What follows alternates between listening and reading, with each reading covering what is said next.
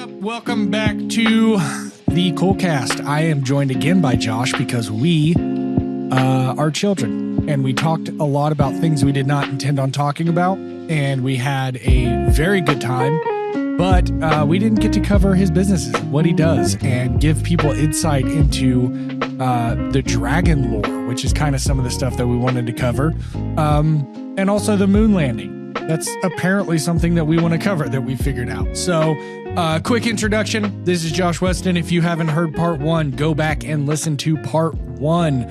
Available on Spotify, anywhere you are listening. Also YouTube, Apple Music, whatever the other, where ask Evan where he puts them. We have the Andy Davis Hammer-In coming up. That is December 5th and 6th here at our facility here in Anderson, Indiana. Here we go. We're going to get a big old visual representation of what's going on.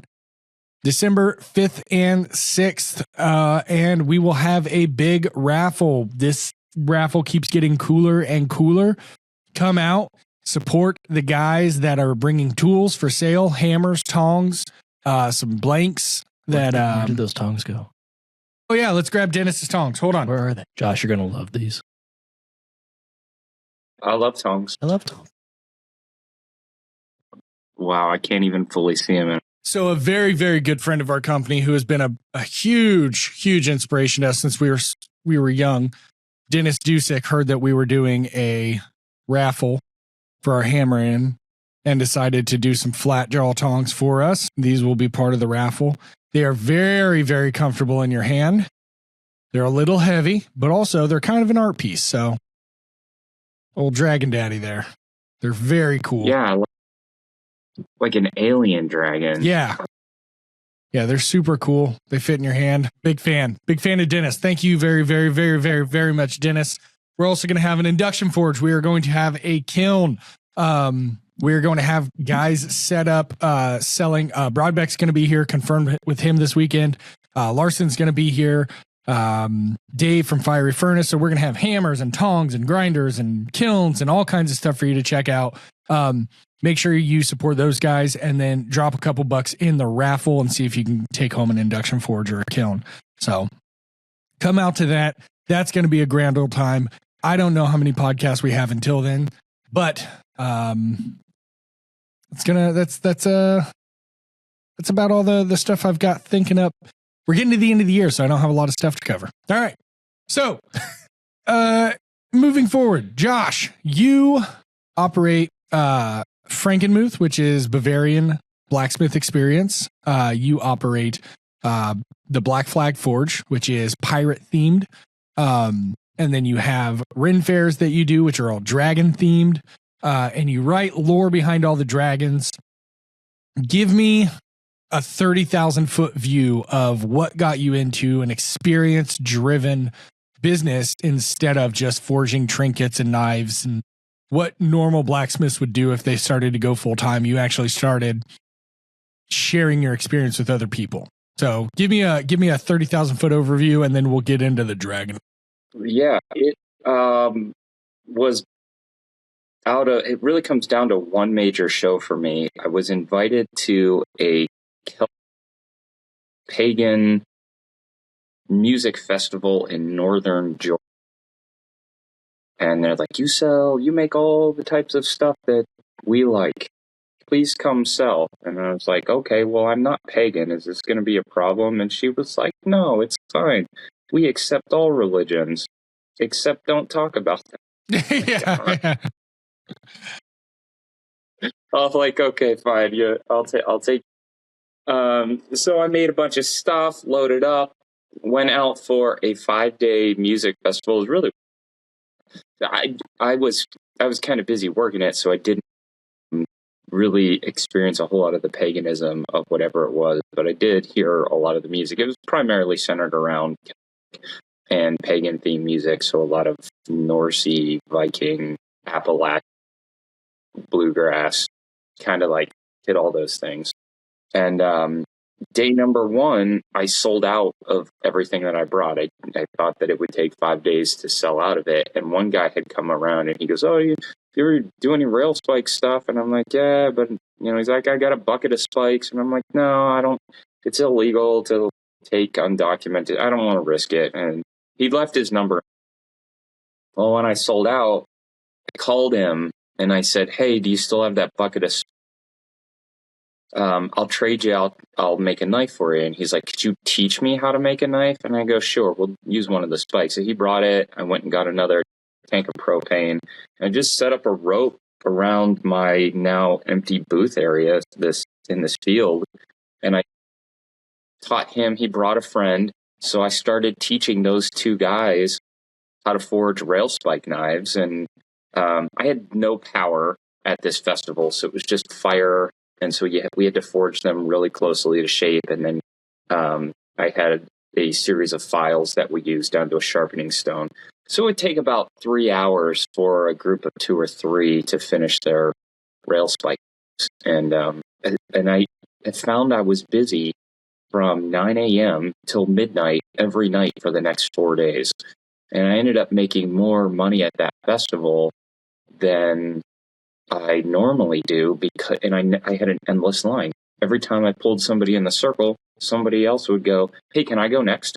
Hey, can I go next? So I started getting 2 or 3 people in the circle at the same. And really what I learned is just the depth.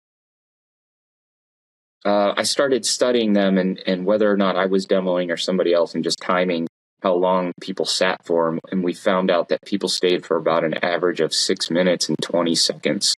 And they would tip somewhere between $1 and $5. And it really wasn't enough to book events. And at the same time, I would go and I would sell at events and I would bring my stuff. And sometimes I would sell all of it. And sometimes I would sell none of it. I would $0. So you'd prep for this show and put all this effort into it. And I would walk through the door and my wife would be like, how much money did I made? Yeah. And that's a rough one to do because then you're taking time away from your family to make all these items. And then you're gone for a night of selling or a weekend. It is really brutal on a maker to ride that roller coaster. So I was looking for ways to flatten the curve a little bit, maybe even take some of the highs out so long as I removed all of the lows. And I had to start shifting what I was making.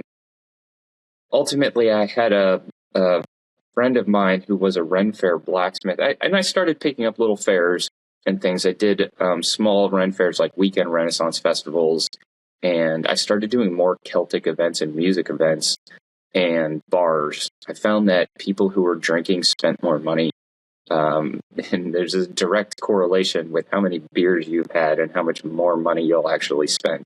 So that was good, and people will tend to spend more money if you let them do something than if you're just selling them an item. So I would find that I'd just let people whack on the piece for a little bit and they loved it. And then I'd make sure it finished well. So it just kind of developed into this thing. And I met a few other people who were doing this. Robbie Bowman out of Tennessee was doing this. He learned it from a guy who started doing it at Dollywood. You can go to Dollywood and make your own knives, by the way, which is cool because most amusement parks you can't bring any weapons into in Dollywood. We'll supply them. Yeah. Don't stab anyone on your way out of the park. I actually don't know how they handle that because I've never gone and I've never gone to make one at Dollywood. So I'm not sure if they give it to you. I'm sorry. Can you guys hear that? Louder than mine. Hear it. Yeah. There it goes. Yeah, the lawn crew is here blowing stuff everywhere. I forgot to let them know. Yeah, it's not so bad that I think it's going to interrupt your... So anyhow, I went and worked with this guy for a little bit because he did it in like a bigger, more official way, and I was still doing little Ren fairs in it. And he had talked to me about opening a location up with me, and I don't really want to get into that story. That's kind of like it's not a real fantastic industry story there. Needless to say, we don't work together anymore, and I am it was a little frustrated with how that happened and what went down, but it doesn't really matter. I moved into a totally different space and had a friend who was wanting to get out of the Ren Fair that he was doing, and it just happened to be the one that I took my kids to through their youth in Carolina. And he was looking to streamline his life, and apparently I was looking for more. So so I was like, yeah, I'll do that, but I don't want to do demos. I'm not going to. So I had to make a presentation to the fair owners about what we wanted to do, and it required an insane amount of insurance. And they let me do a trial year at it first with one dragon before we and the concept proved itself. Turning over the volume that shows up at a Ren Fair was definitely going to be the challenge. But my thought was kind of like, if I could at least do this one Ren Fair and I could make enough money in the 8 weekends there that it would cover half of my pay for the year, then I could still afford to be a maker half the time, and then I would design the other half of the time. And then I didn't have to leave one career behind while I was pursuing this new thing. Mm-hmm. And it worked. It worked, and it was a little bit more popular and exciting than I thought it was. Really, really quite cool. And that enabled me to step out from being a full-time designer. Not immediately, but you build up and put a lot of effort, and not just that. Look, there's a thing about working hard that is just unreplaceable. Mm-hmm. And it's also very exciting. I think work is exciting and fun and worthwhile, and it brings a lot of satisfaction and pleasure in my life. I am very happy to be a person who can work and can work. And it wasn't always like that. I was kind of a lazy kid. I mean, not. I was very active, very hyper kid, very play everything. But I all had to be like, yeah. I really didn't like work, but I eventually did. I worked at like you asked me before. I worked at a horse ranch in the summers, and I really learned the value of work. And a lot of it is the education it brings and the knowledge and an enhancement to your. And work for me has not become the punishment that so many people treat work as. To me, it is a freedom. It's an excitement, and I am happy to get to work. Maybe a little off topic from where we are from there, and I've been rambling a bit, but that's kind of the birth of how I switched from. And I don't know if that was 30,000 feet. That might have only been 15,000. I loved it. So, just to recap what we talked about last time is you were a design engineer, right? For media packages, and you were designing websites and fixing gaps in apps, and kind of working more in like a cubicle or office type setting. And then you fell in love with forging because you went through some personal turmoil, and it became your escape. And then that escape became something that was even more fulfilling. And you turned it into something that was not only fulfilling, but marketable and fruitful, right? So that's pretty similar to where we ended up. Andy had gone down to Tennessee and was running an ornamental iron company, and he called Nathan, and he was like, hey, they haven't paid me in like 3 months.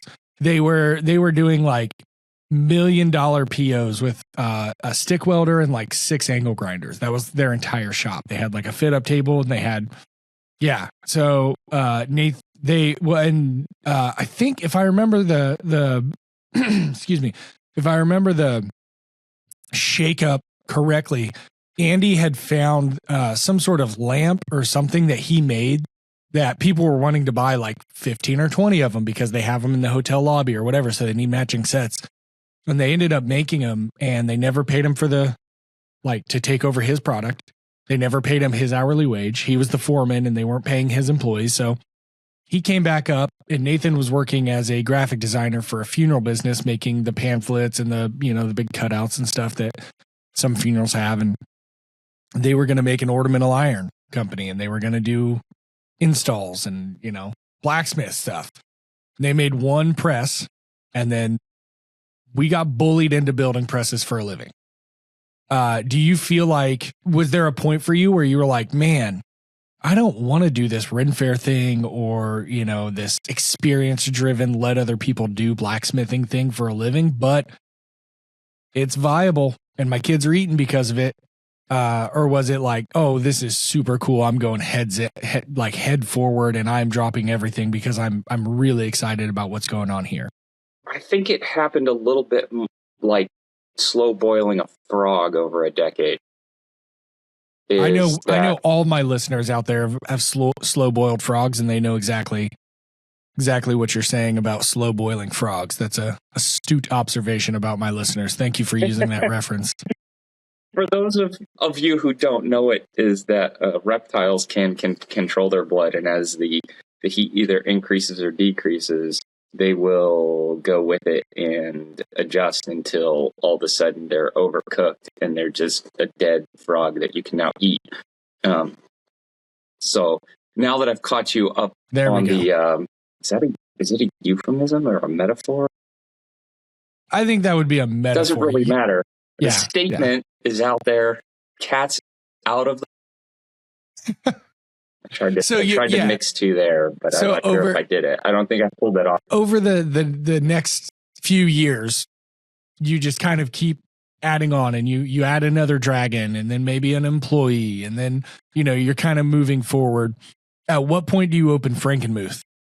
Oh, that actually happened really fast. So 2019, the fall of 2019 was our trial run in North Carolina. And the guy that owns North Carolina also owns the Arizona Renaissance Festival, which is actually a pretty large festival. At the end of the season, he pulled me in his office and asked me if I was going to continue on in Dragon Forge with them in North Carolina, if he should offer me the thing. And I was like, well, I'm not sure if your relationship with the other blacksmith left, if you want both of us, because we tag teamed the space for the season to try the concept. And I'm like, I don't know if you're putting me up in a different space or this space.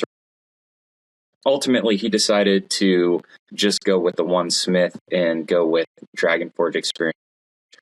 The other guy had wanted out of the festival anyhow, so it kind of worked out that way. Nice. And I took the opportunity to go, well, if we're going to do North Carolina again, then I would also like to just do both of your festivals and also do Arizona. And that one opened the first weekend of February, so it really...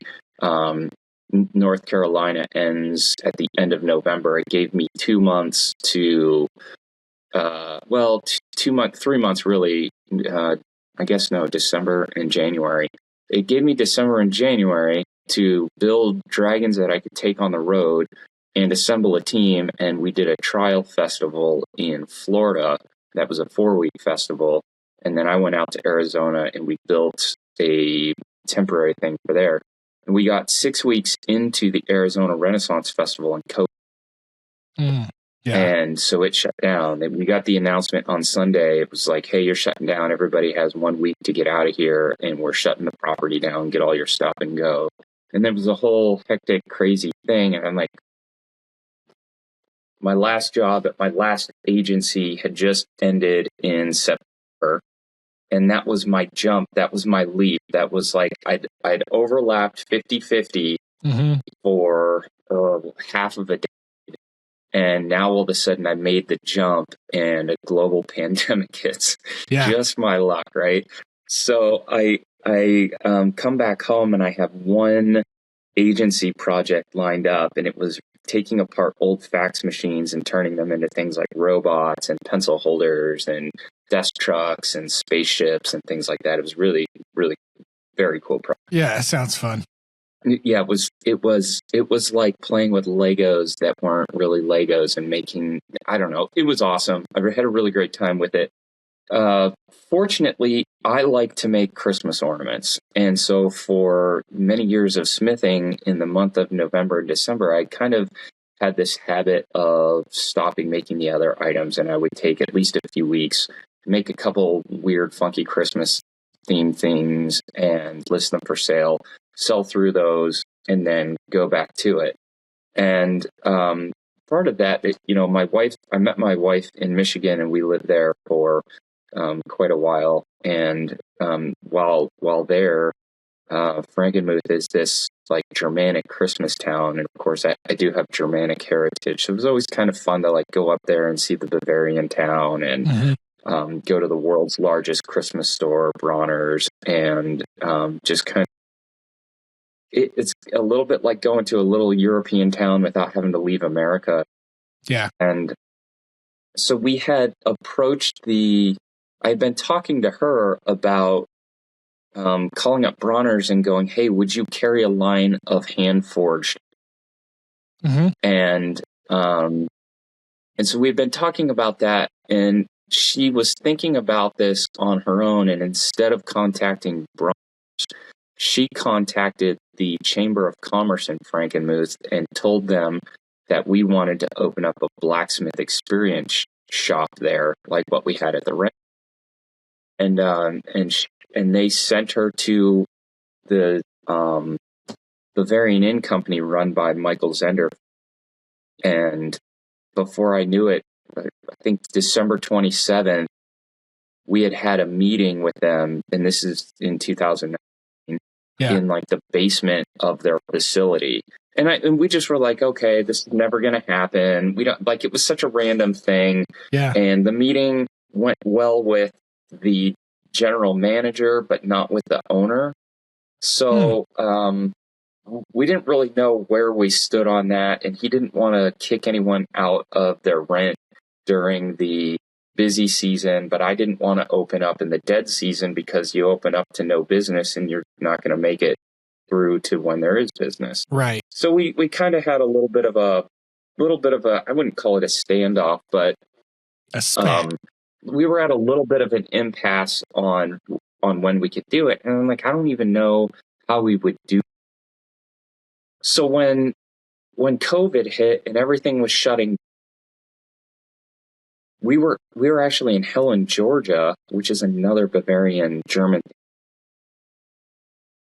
The GM called us and he goes, Mr.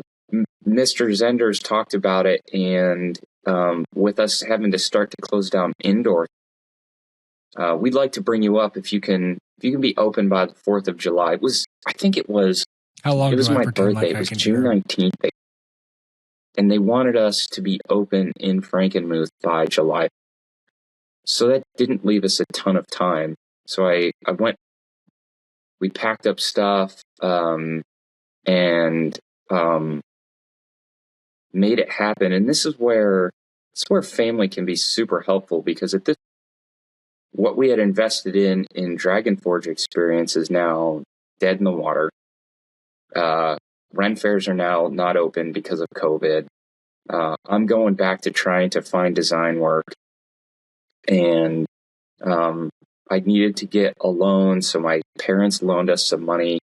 I rented a portable on-demand shed, and we opened up in the yard at Frankenmuth River Place Shops on July 3rd. Yeah, so we were definitely at an impasse there, and it just kind of, we went home. It was a good thing. It was a good visit. Nothing happened. I went and opened the Arizona location. COVID hit. And I then had nothing but this fax machine project where I was rebuilding fax machines into cool toys and stuff for a promo event for a software company, which was fun. And then we were in Helen, Georgia for my wife and I have birthdays together, and it's right around Father's Day. So we went to the mountains, and we got a phone call from that GM who was like, hey, everything's closing in Frankenmuth, but you could be open outdoors. So if you can get up here, we'll let you open can you be open by July 4th? And it was June 19th, and we we Crunch hustled, time. and Yeah. it was not much time. No, and I think Lauren was like, I was like, I don't think I can be there till the 29th. Well, she had me there. I was there by the 27th, I think, 26th, 27th of June. And I had built a grind shed wagon that was hit in an accident on the drive up and totaled. But I had also borrowed a little bit of money from my parents to rent a portable garage shed, from one of those like Amish garage builder type places. And we just put a forge on either end of it in the retail inside. And we opened on July 3rd. And we got some really great coverage from a Detroit news outlet. What was the name of them? Doesn't really matter now. I mean, I guess it does. I'd love to thank them appropriately, but they came out and they did a little editorial spread on it for Facebook, and we just kind of took off. And of course, nobody knew how long we were going to be there. We didn't know. Were we going to only be here for the summer? Was this going to be a total flop? I didn't have employees really either when we first opened. It was kind of me and one other guy, and we found a high schooler that could start to help grind, and I just offered people jobs as they came in, and they looked like they were dressed like a tradesman. So Garrett Waterman, I remember he came in to do a little experience, a horseshoe knife or something, and I was like, you want a job? And he was like, well, I'm just here I'm going to forge the horseshoe knife. And I was like, yeah, but do you want a job? And he was like, I'm like, are you employed? And he's like, not with COVID. It was like, no. And I'm like, well, would you like a job? He's like, when do you want me to start? And I'm like, well, what are you doing right now? And he was like, well, I'm here to do the horseshoe knife. I'm like, great, we'll get to that later. What I need you to do is go into the grind shed and profile knives for me. And he's like, I don't know how to do that. And I'm like, what's your work experience? And he goes, I've worked at a machine shop. And I'm like, that's perfect. You're used to working with rotary equipment and things that can spin and things that can hurt your fingers. And so I'm like, do you want it or not? And he was like, yeah, I'll take it. So we go to the back shack that I had built with a couple of Grizzly grinders in there. And I'm like, if you can at least profile knives after my sessions, I'll come back and I'll hollow grind them. And then you can do the final sharpening. And we just kind of tag team like that. And I just kind of like built this crew and stacked people around me that kind of seemed capable until they were trained and had enough experience that I could go back to South Carolina and live with my family again. Yeah. Yeah. Garrett's a good dude. We've gotten to hang out with him a few times up at Eric's, and I think he's come down for a hammer in or two. But so during the height of COVID, like this isn't, you took a chance because you had been laid off for a couple months and, whatever. There was a lot of small businesses that tried to get, like, especially like Etsy small businesses that tried to get off the ground. This is like when we're finding out that COVID's real and things are going to be shut down for another year. Funny enough, when you made the decision to open a business, I made the decision to move to Chicago, which was possibly, and in my opinion, the worst city on earth to live in during during COVID. But anywho, you are able to open this. You now have a storefront. You've got what, 3 12 tons up there? Two 12 tons. 2, but I really would like to put a 16 ton up there if I could. We should talk about that at some point. Yeah. Yeah, you know a guy? Great, that's great. He's got a couple just like lying around, ready to roll. I actually do, yes. Yeah. But you've got it open. You've gotten to the point where you can buy presses. Is this the point where you can start to relieve a little bit more of your day-to-day? Because I know for a while in Frankenmuth, that was a report in with me, maybe a couple times a week, and let me know what you need throughout the week. But for the most part, it operated as an independent business with support as needed, much less than a typical business where you're going in every day and it's like, this is what I want to do. This is where I see us going. It was just quasi independent, you know? Yeah. That first year we opened, my family, we were up there for the summer when school kicked back in. Schools didn't go back into session that year either. So I still had to travel back because here, my oldest two kids were actually still in high school. So they were still in that whole custody thing that I was talking about last time. It reared its ugly head again during this time. I was served paperwork in September for a whole nother round that was absolutely miserable. And I was served while grinding a knife in that little shed in Frankenmuth in the outside thing. Somebody came around and was like, "Oh, are you Josh Weston?" And I'm like, "Yeah." And they're like, "You have served, sucker." Right. Yeah. Also, what you're doing is super cool. Can we talk for, I know I just served you, but like, what's going on here? Yeah. If you ever tried to grind a knife angry or upset, you know what I mean? But here I am. I've got like 20 knives to still grind before the end of the day. It's 4:30. I've got an hour and a half to finish all this stuff up. And now I'm just like filled with gasoline. And, and man, that was a tough run. But, so I was home every other week for 18 months while, for a while, I literally flew Wednesday to Wednesday for a year and a half. And if Ava and Jory weren't at my house, I was getting in I would usually stay a couple days after they left because I have other children and a wife as well that like also need to have attention. But we found that flying Wednesday to Wednesday was affordable. I rode a lot of flights during that time period where I was the only one on a plane. And I could pick from whatever seat I wanted and get on, lay down, and whatever. Red eye flights are kind of cool for that. When I fly back from California, I always fly out at like 11:30 at night, and it's like anywhere. I can just lay anywhere. A lot of people complain about COVID flying. I did not. I loved it. It was amazing. What sucked was when flights came back publicly and more people were actually going places and the world opened back up. Man, did that suck. People flipping out about their masks. So Frankenmuth, it took a little bit of time to establish. We had to identify a crew and get them trained up. One of the challenges during that year, that first 18 months, was that we purchased our sheath supplier out of sheaths and in the States. And then they're like, well, we'll call the manufacturers out of Mexico. And they got the final last order. And then when we bought through that, they were like, you can have the number to the Mexico facility and see if you can get them. And they were like, we're not working. Nobody's working. We have nothing for you. Yeah. So I ended up on one of the trips. I didn't fly every time. Sometimes I drove my truck up if I had to. So also, steel prices up north were insane during that times. Mm-hmm.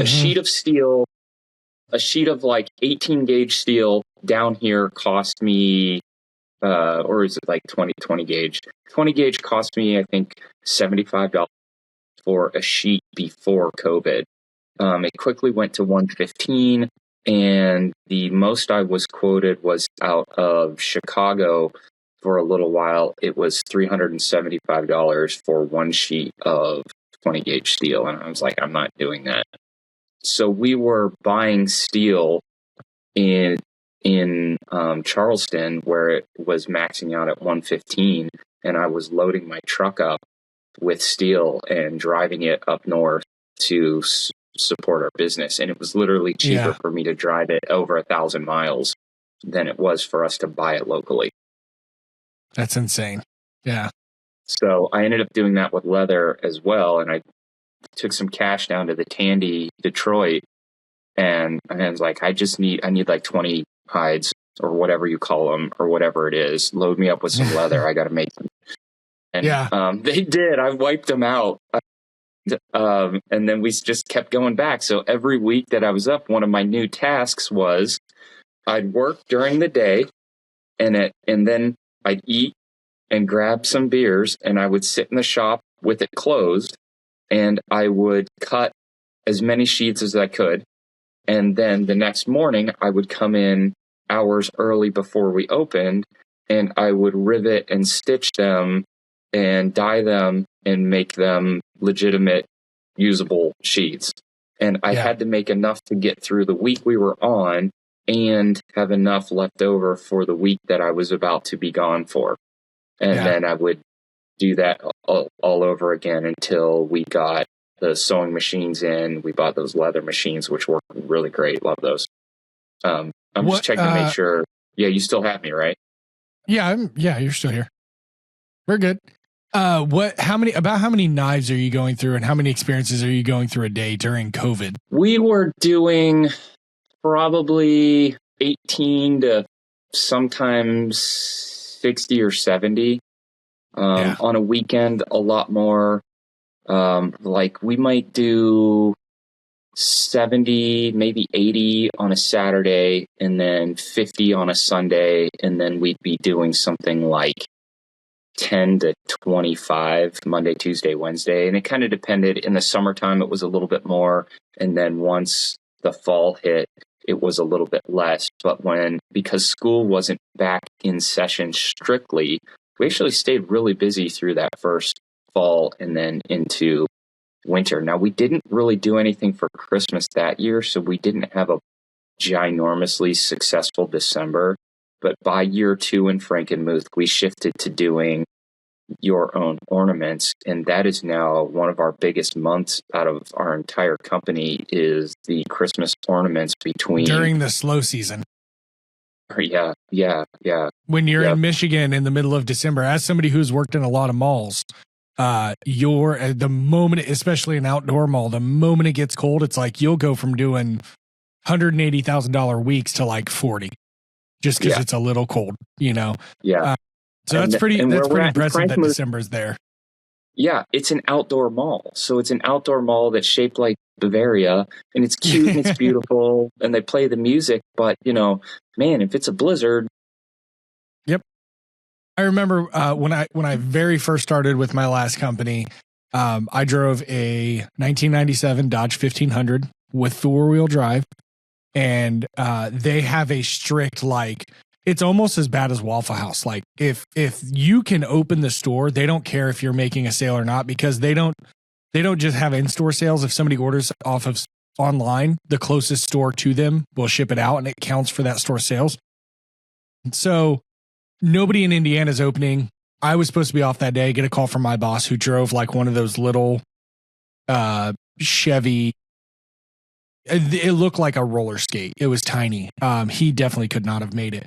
But we got this huge snow, and I drive into work, and I get there at like 11 and start doing all the online orders. I was there until probably 10, 11 o'clock at night, just doing online orders. And in my mind, it was like, this is just free overtime. Like I don't have to talk to nobody. I don't have to see anybody. But it was an outdoor mall in a blizzard, and there's nothing. Nobody's going to come. Every other store shut down. So even if you want to make money, they're going to pull in and see all the other stores are shut down and not come. It's not a lot of times what they'll teach you in business, especially in retail or in anything with sales. It's like, you got to fill the gap. People want to spend money. If they come into the mall and you're the only store open, they have to spend their money with you. It's like, no, if they walk into the mall and no stores are open, they just leave. They don't go searching for somewhere to find their money, somewhere to spend their money. Like people know what they want to spend their money on.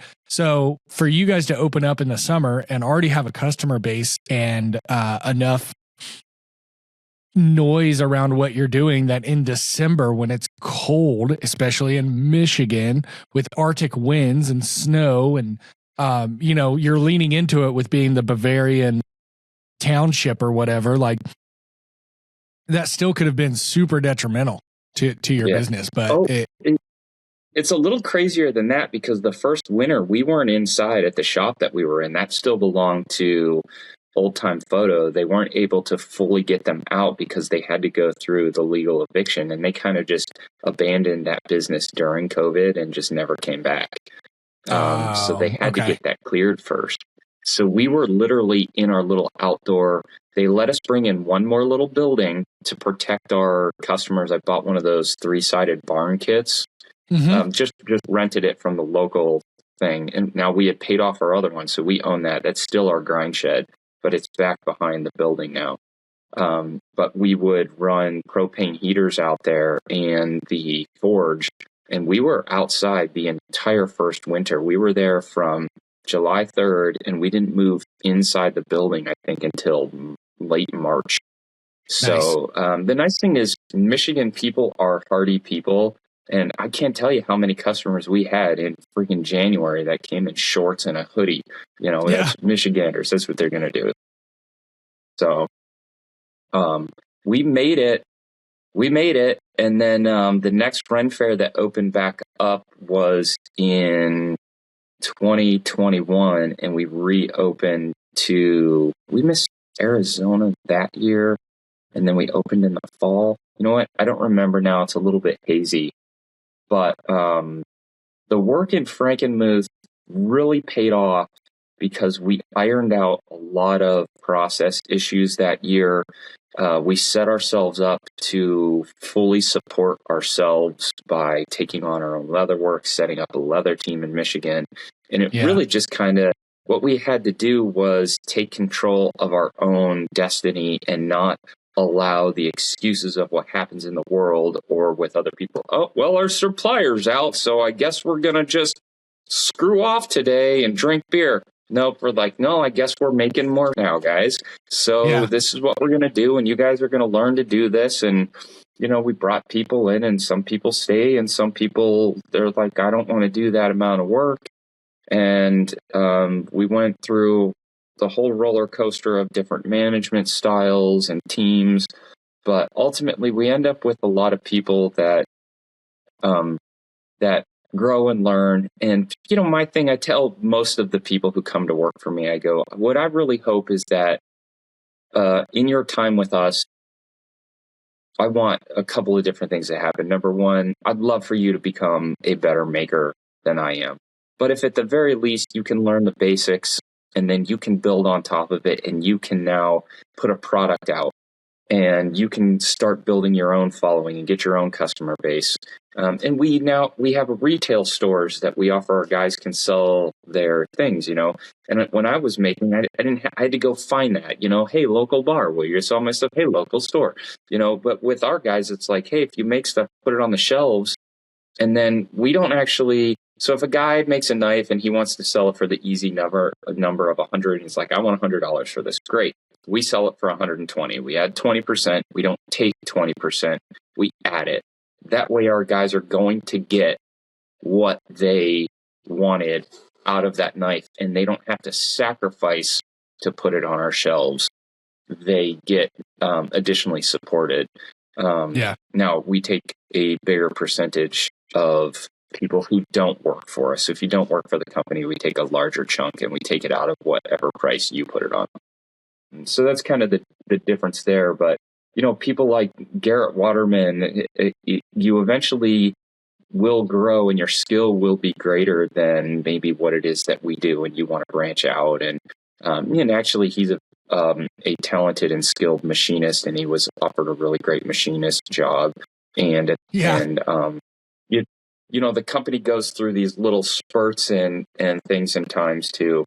So, but ultimately, you'll either outgrow me or this company, and we'll have a good relationship, and you'll push people our way, or you'll stay with the company and continue to grow and help it change. And then the third option, which does happen, is that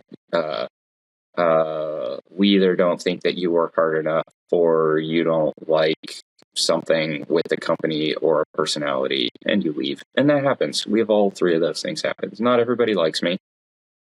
And whatever, you got to move on. And I also can't pay people $1 million. So if that's what you're looking for, it is you got to go. Yeah, I think that's something that we don't talk about a lot on the podcast when we talk about business and manufacturing and stuff. We have lost people to better job offers.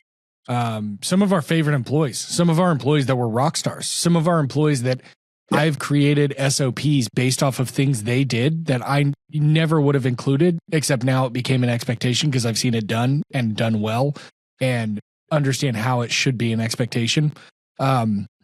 We had two brothers working for us famously that, they were two of our favorite employees. They were fun. They were funny. They got the jobs done.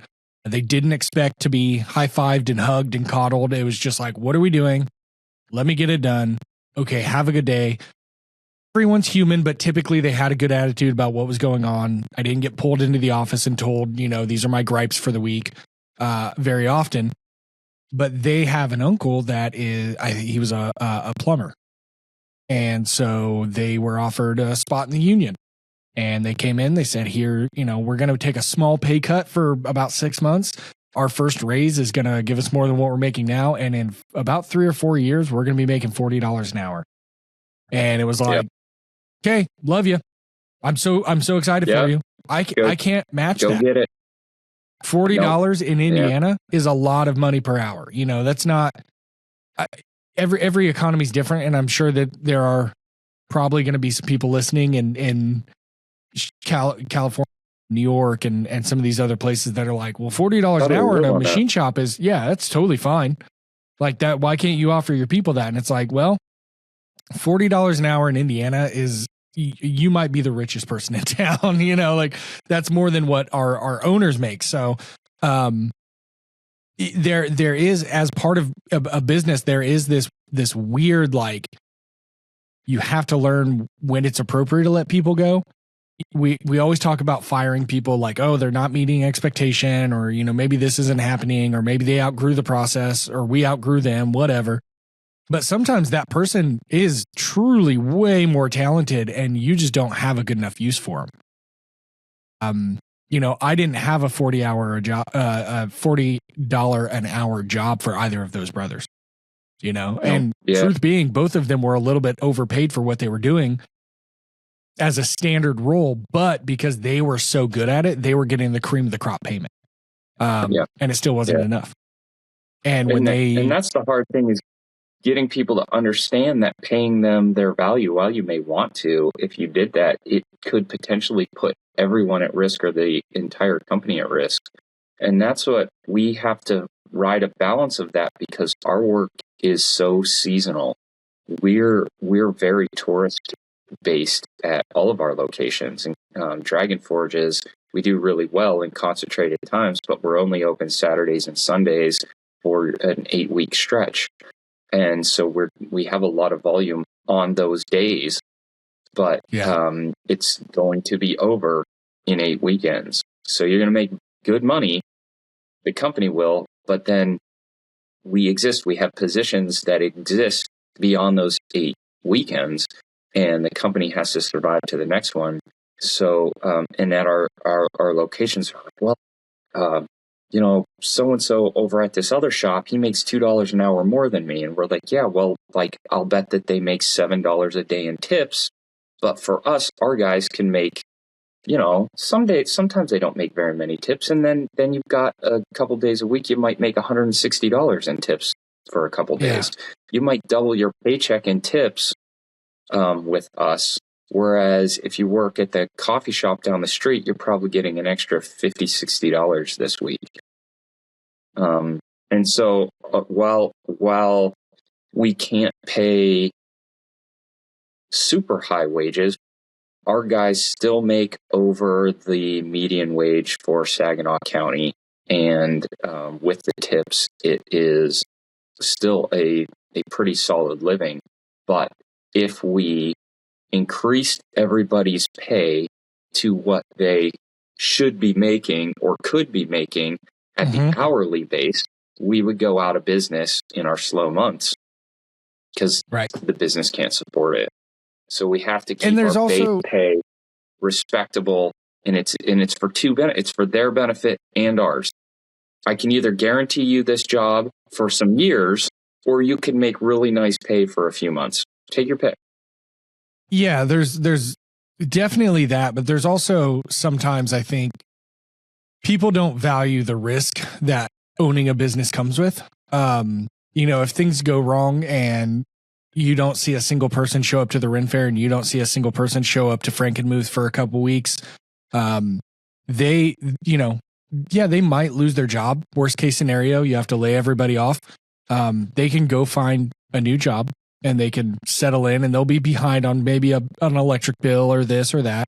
But as a business owner, if you have nobody show up for a couple weeks, you still have outstanding invoices. And a lot of times, maybe your house is leveraged for some of those loans, maybe even listed as an asset for the business if you're working out of your home. I know sometimes people do that where they're like, I can write this off my taxes, and it's because I work out of my home 3 days a week, so I just write my mortgage off as a business expense, stuff like that, like weird loopholes like that. And it's like, there are risks that you put yourself in as a business owner that definitely, I think, warrant a reward there if the business does do well. And I'm not saying that to justify working at Burger King where they're paying you $7.25 an hour and the person that owns that particular location has 3 houses and a vacation home in Montana. Like, there's definitely people that overdo it, right?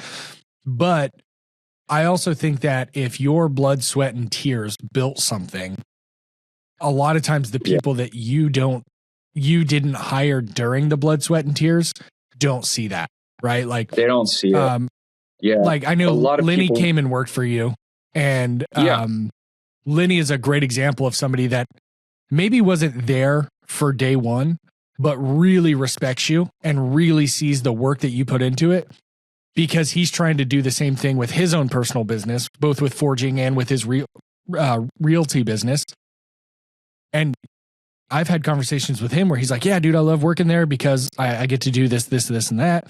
And then I've also talked to, not your employees, but I've talked to other employees in the forging and blacksmithing industry that are like, if I sold that knife, I could make $500, but I only make $12 an hour when I'm doing it.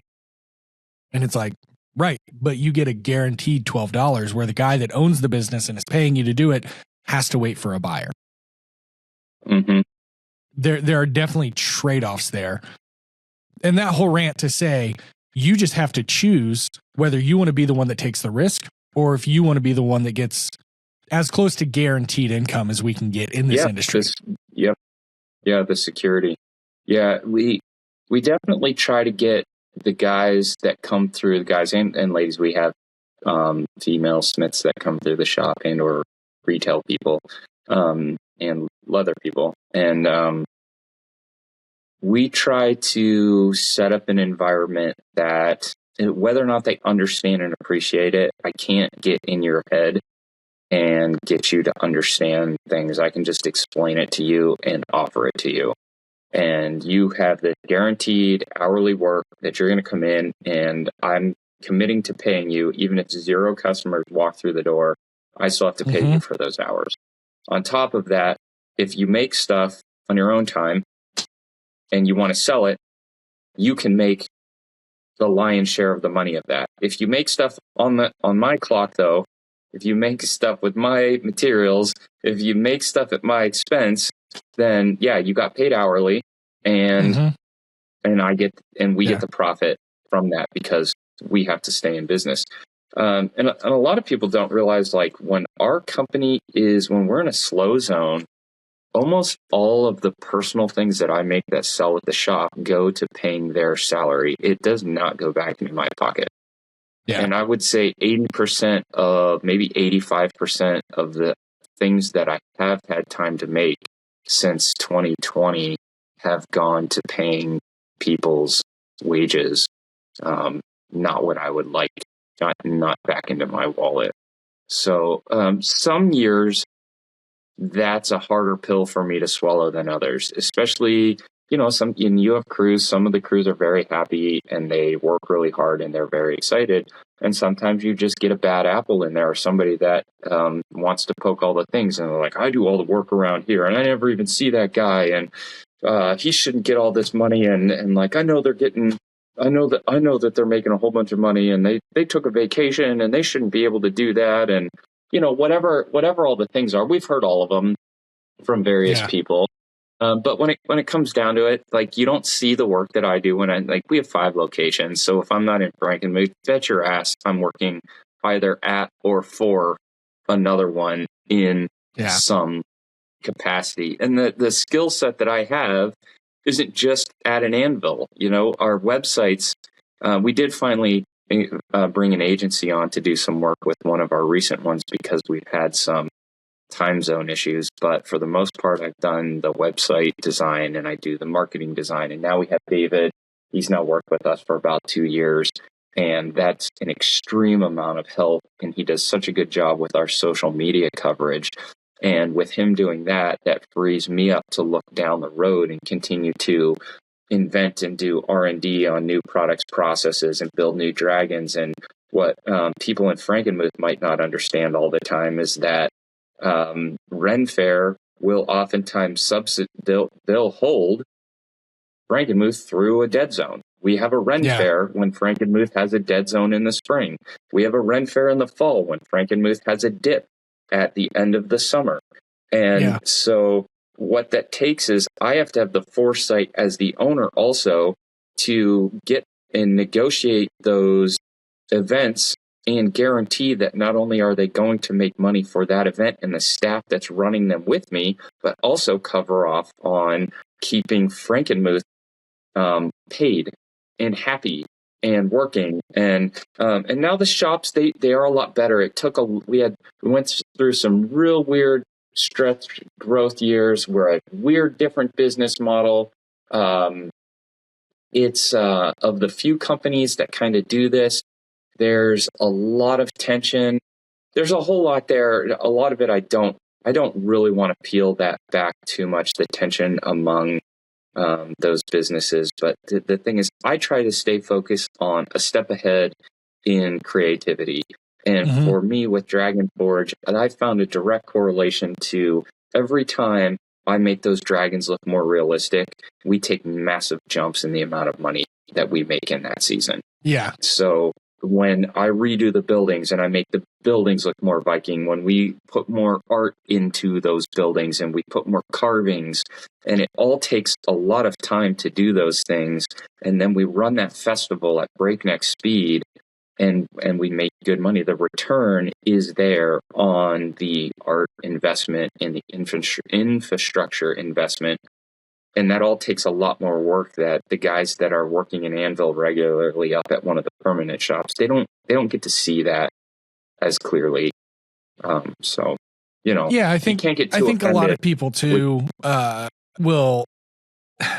We have this overexposure of information a lot of times because we care, right? And I think it's like, so your employee comes to you and says, I need to make $21 an hour. I am currently at $19 an hour. It's your job to go back, look at your books and say, are they worth $21 an hour? Can I afford to pay them $21 an hour? What in their role needs to change? Can I, there's a lot of times people will come and say, hey, I need to make a little bit more money. And our first answer is, I've never said no to overtime. Find something to do, find something to be productive, work a little overtime. But if I have a guy who's working 50 hours a week already and he's like, hey, I need to make a little bit more money. It's like, okay, cool. I need you to learn how to do this. And then that is a more valuable trade to me. But what we'll do is we'll overshare. And it's like, well, I had this happen this month and I had this happen this month and I can't really afford to do that because this guy's out, whatever.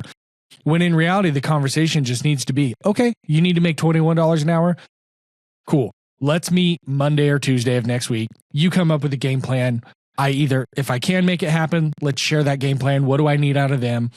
If I can't make it happen, just be able to be honest and say, hey man, I'm really sorry. I would love to pay you that. I don't have a way to do that right now. If you can think of a way to add value, let's go. I'm all for it. I'm ready to hear you out. And that's where the conversation ends. Yeah, and it's up to that employee to come back and say, I found another job that does pay me $21 an hour. And it's like, okay, cool. It's not personal. We all have things we need. Yeah. I would love for you to stay, but I also want you to be able to provide at the level that you need to provide at. Yeah. Anyone for our shop, if they leave and they're like, hey, can I still sell my stuff here? If they leave amicably, 100%. now you can make your new increased rate at that shop and you still have a retail outlet. It's a little less likely for us to say yes to that if you left without notice and threw a fit and whipped a hammer through the wall. Yeah. So like, sorry, here's a bag of your, don't come back. Right. You know, and we get guys that they want more money, but they won't learn how to grind, you know, or they don't do the full thing. And we're like, well, if you can't do the full thing, I shouldn't even be paying you the full base rate. So you also have to learn. For us, I think that's where I try to sit down when people come in, they're like, I just need to make a bit more money. For me, I start looking at their skill and I go, okay, here's how I can help you make more money. I can continue to give you your full-time work, and we can schedule you in such a way that you can get those hours in, and then you could still come off on an extra like if you can do 4 10s, then you've hit your pay cap, and then you've still got a full day. You are welcome to come in and utilize the shop equipment. Please bring your own belts, bring your own material, and finish a piece, and then put it on the shelf. And you know, if you can complete that thing, and we've got some guys that do pretty good. You know, some of our guys make an extra $8,000 to sometimes $15,000 a year extra by making sure they have stuff on the shelves. And like one of our smiths in Texas, Shane, I've talked about him before. He's really great. He does really wonderful ornamental work, and he sends stuff to every single location that we have when it's open. Nice. And you know, some weeks he only sells $140 worth, and some weeks he gets a $600 check. That's pretty massive. Like if you think about, if you sold a $200 knife, two $200 knives every week, you are looking at what is it? Is that $20,000 extra a year? Extra? Yeah, it's about $20,000 extra. Yeah. Yeah. And it really these days doesn't take that much effort to finish a $200 knife. Especially if they're allowed to use your press and allowed to use your grinders and allowed to use your, you know, any fit up jigs you have or anything like that. And it's like, so your material cost, you're probably in $40-$50. So that is $300 worth of profit, or I guess that'd be $100 in material, whatever. So you're $300 in on profit there. Like you said, if you're working 410s and they're okay with that, like there's all kinds of ways for it. If you're willing to have the discussion of like, I want to make more money, cool. I also want you to make more money. Here's the avenues I have. And that's the good thing about the community that we're in. I just got back from Warriors Way, and I love that. That's such a what it does is it reminds me of like, I've been involved in so many subcultures, punk rock and skateboarding and baseball and, you know, all these things I've done throughout my life. And it's like, I have yet to meet a blacksmith or a knife maker that I can't spend lunch with. You know, there's some people obviously that, I might not be the right personality for, and they might not be the right personality for me. And in any other subculture I've ever been a part of, it's been like, oh, you hang out with that guy, screw that guy. Why? With blacksmithing, it's like, oh, I'm super glad that guy came. I'm going to ask him about this thing. Now, I'm probably not going to spend the entire night around the campfire with him, and I understand that, but I can relate to them on a much better basis. And I think that causes us, when we have those conversations with the guys in my shop and the guys in your shop, more typical than not, if you've got an avenue for success, they're at least going to hear you out. And if they disagree with you, they'll be like, no, that's probably not for me. But the conversations are a lot more human and less robotic-y. Have you hired people from outside of that kind of get into it just for a job they don't really care about making? And those employees, we've done that too. And those employees are the ones that don't last because The guys that come in and they care about making, yes, I have a standard of work and I expect that standard, but the guys that care about making and being creative always exceed that because they're doing it for themselves. They're not doing it for my standard. They're doing it because the harder they push themselves, the more they're going to learn. If they get better at welding, they're going to be able to do this over here. They're going to be able to make the fire poker or the fire ring or whatever. If they get better at machining, maybe they can get their fit up on their knives better. So anything I want them to learn or I want to teach them, they're way more willing to listen because they see it through the view of, well, I'm a maker. I want to make my personal stuff way better, so I'm going to pay attention here. And they take advantage of those tools. I think, and we hire people from also, we get a lot of welders, a lot of welder backgrounds that come through, and that makes sense. And a lot of them work out pretty well. And especially in retail, we hire people that come from just other things. And they're like, I just want something deeper than just working for a large corporation. I want to work for a smaller company that's doing a thing. Mm-hmm. And we do have that value. It isn't just about what we're selling and the volume that we're doing. There is a personal touch, and there's something that is a little bit on the it's beyond simply the finances of it. And I know that matters. Everybody has to be able to afford their lives, but we aren't all just living for the dollar. And most of the people that I think end up working for us or with us aren't just about the dollar. Mm-hmm. Yeah, they need it, but they also, like you said, they want to learn to make something, or they want to push themselves. And a lot of men come and they just want challenge. They just want a job that's a little dangerous, mm-hmm. that's a little dicey, that makes them feel like they've accomplished something at the end of the day.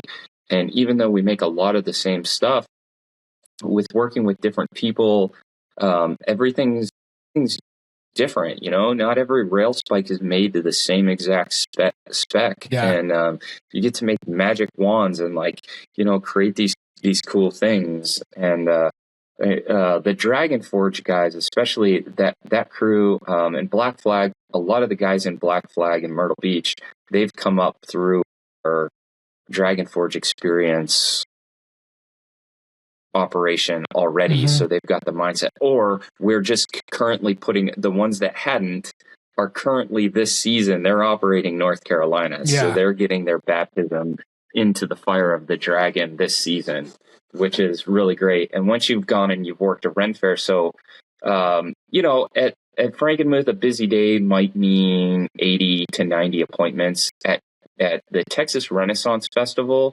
we sometimes have 170 booked appointments before the day starts, and we'll finish around 240.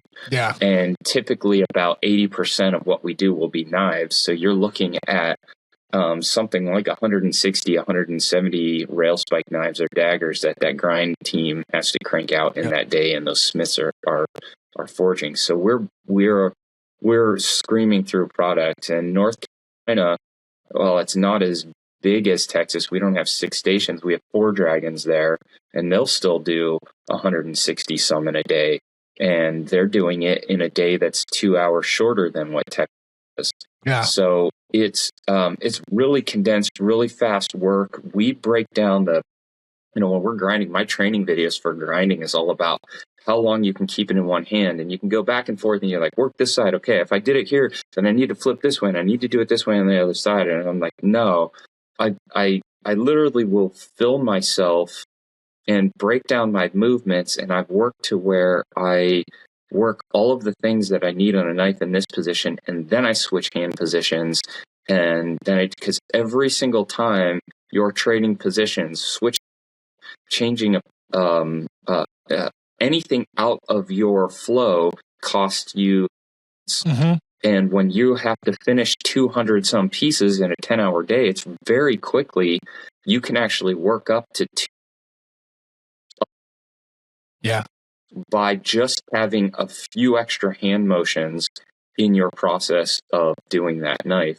So we have to, the amount of the breakdown in efficiency that I'm constantly studying and working on, and then trying to train the guys to keep up with, it's endless, or we can't. Yeah. So, and I really like that. I like that. I also like the stories. I try to give them our customers, our employees, even myself, like I want to be very interested and invested in the company and the work that I do. And part of that has been to write the stories and get into the lore. I know we kind of haven't hit on that yet. So shall we step into? Yeah, let's first of all, I just want to say they got their baptism by dragon this week is maybe the coolest sentence I've heard all year. They got their baptism into dragon is so cool. Yes. There's a UFC fighter that says he baptizes people to the shadow realm. And that is just baptism into the dragon is just one step below that.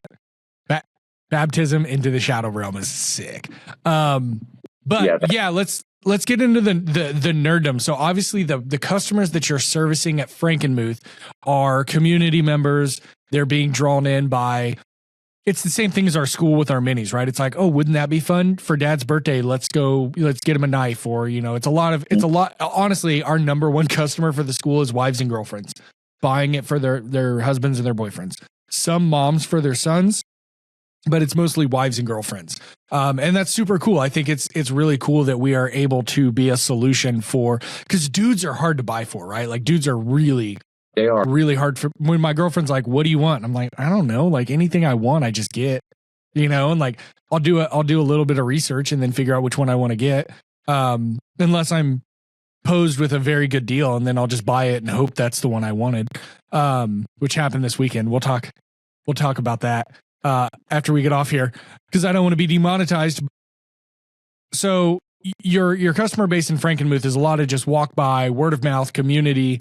They know that you're the spot if they want to buy handmade ornaments or fire pokers or knives or whatever. And then also you offer classes.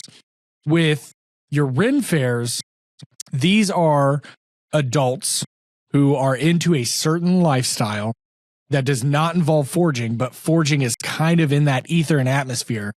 So you've had to take the time to get these people not only excited about what you're doing, but also work it into their ether. And you have a little bit of nerd history about yourself, but you're not the most, when I call you, you're not checking me up on the newest Dungeons and Dragons update. You're not talking about you're not talking to me about Warhammer or anime or like, I know, and I'm trying to be respectful because I know in geekdom and nerddom, there's a lot of carryover, and it gets offensive to people where they're like, oh, just because I like anime doesn't mean that I play board games, or just because I play board games doesn't mean that I'm into, these super specialty things. And it's like, but at the same time, it's like, that's kind of who, like, yeah, you're a little nerdy, but you're not necessarily the guy that you would expect to run into at a Ren fair dressed up like a pirate. And like we did rendezvous growing up, right? We were Cowboys versus Indians. Did a bunch of rendezvous growing up. I would expect to see you out there. Reenactments, right? That's not what I would see from you. So how have you thrown yourself into that realm in order to make before we actually talk about the lore itself, how have you thrown yourself into that? I think it's probably not unlike what I do with my guys, and I just throw them into the deep end. They're like, I've never done that before. Oh, well, I might as well do it now. Like, there's no time like the present, so just do it, and then you won't have. And I think that was fairly early on. I realized. So the first dragon was called Agatha, and you may know Jake Largen because he's been to Maker Fest and he's been to a few things as well. He's helped me build a handful of dragons here, and the first ones were just absolutely terrible. And then I had to hurry up and I had to make two that went on the road. One looked like a frog crossed a lizard, and the other one looked like a chicken. And I mean, that's essentially all a dragon is just a scaly chicken. Well, and so here's what ended up happening is like I had this first very square, boxy, like 16-ish foot silhouette of a dragon. And then I made this lizard-based one and this chicken-based.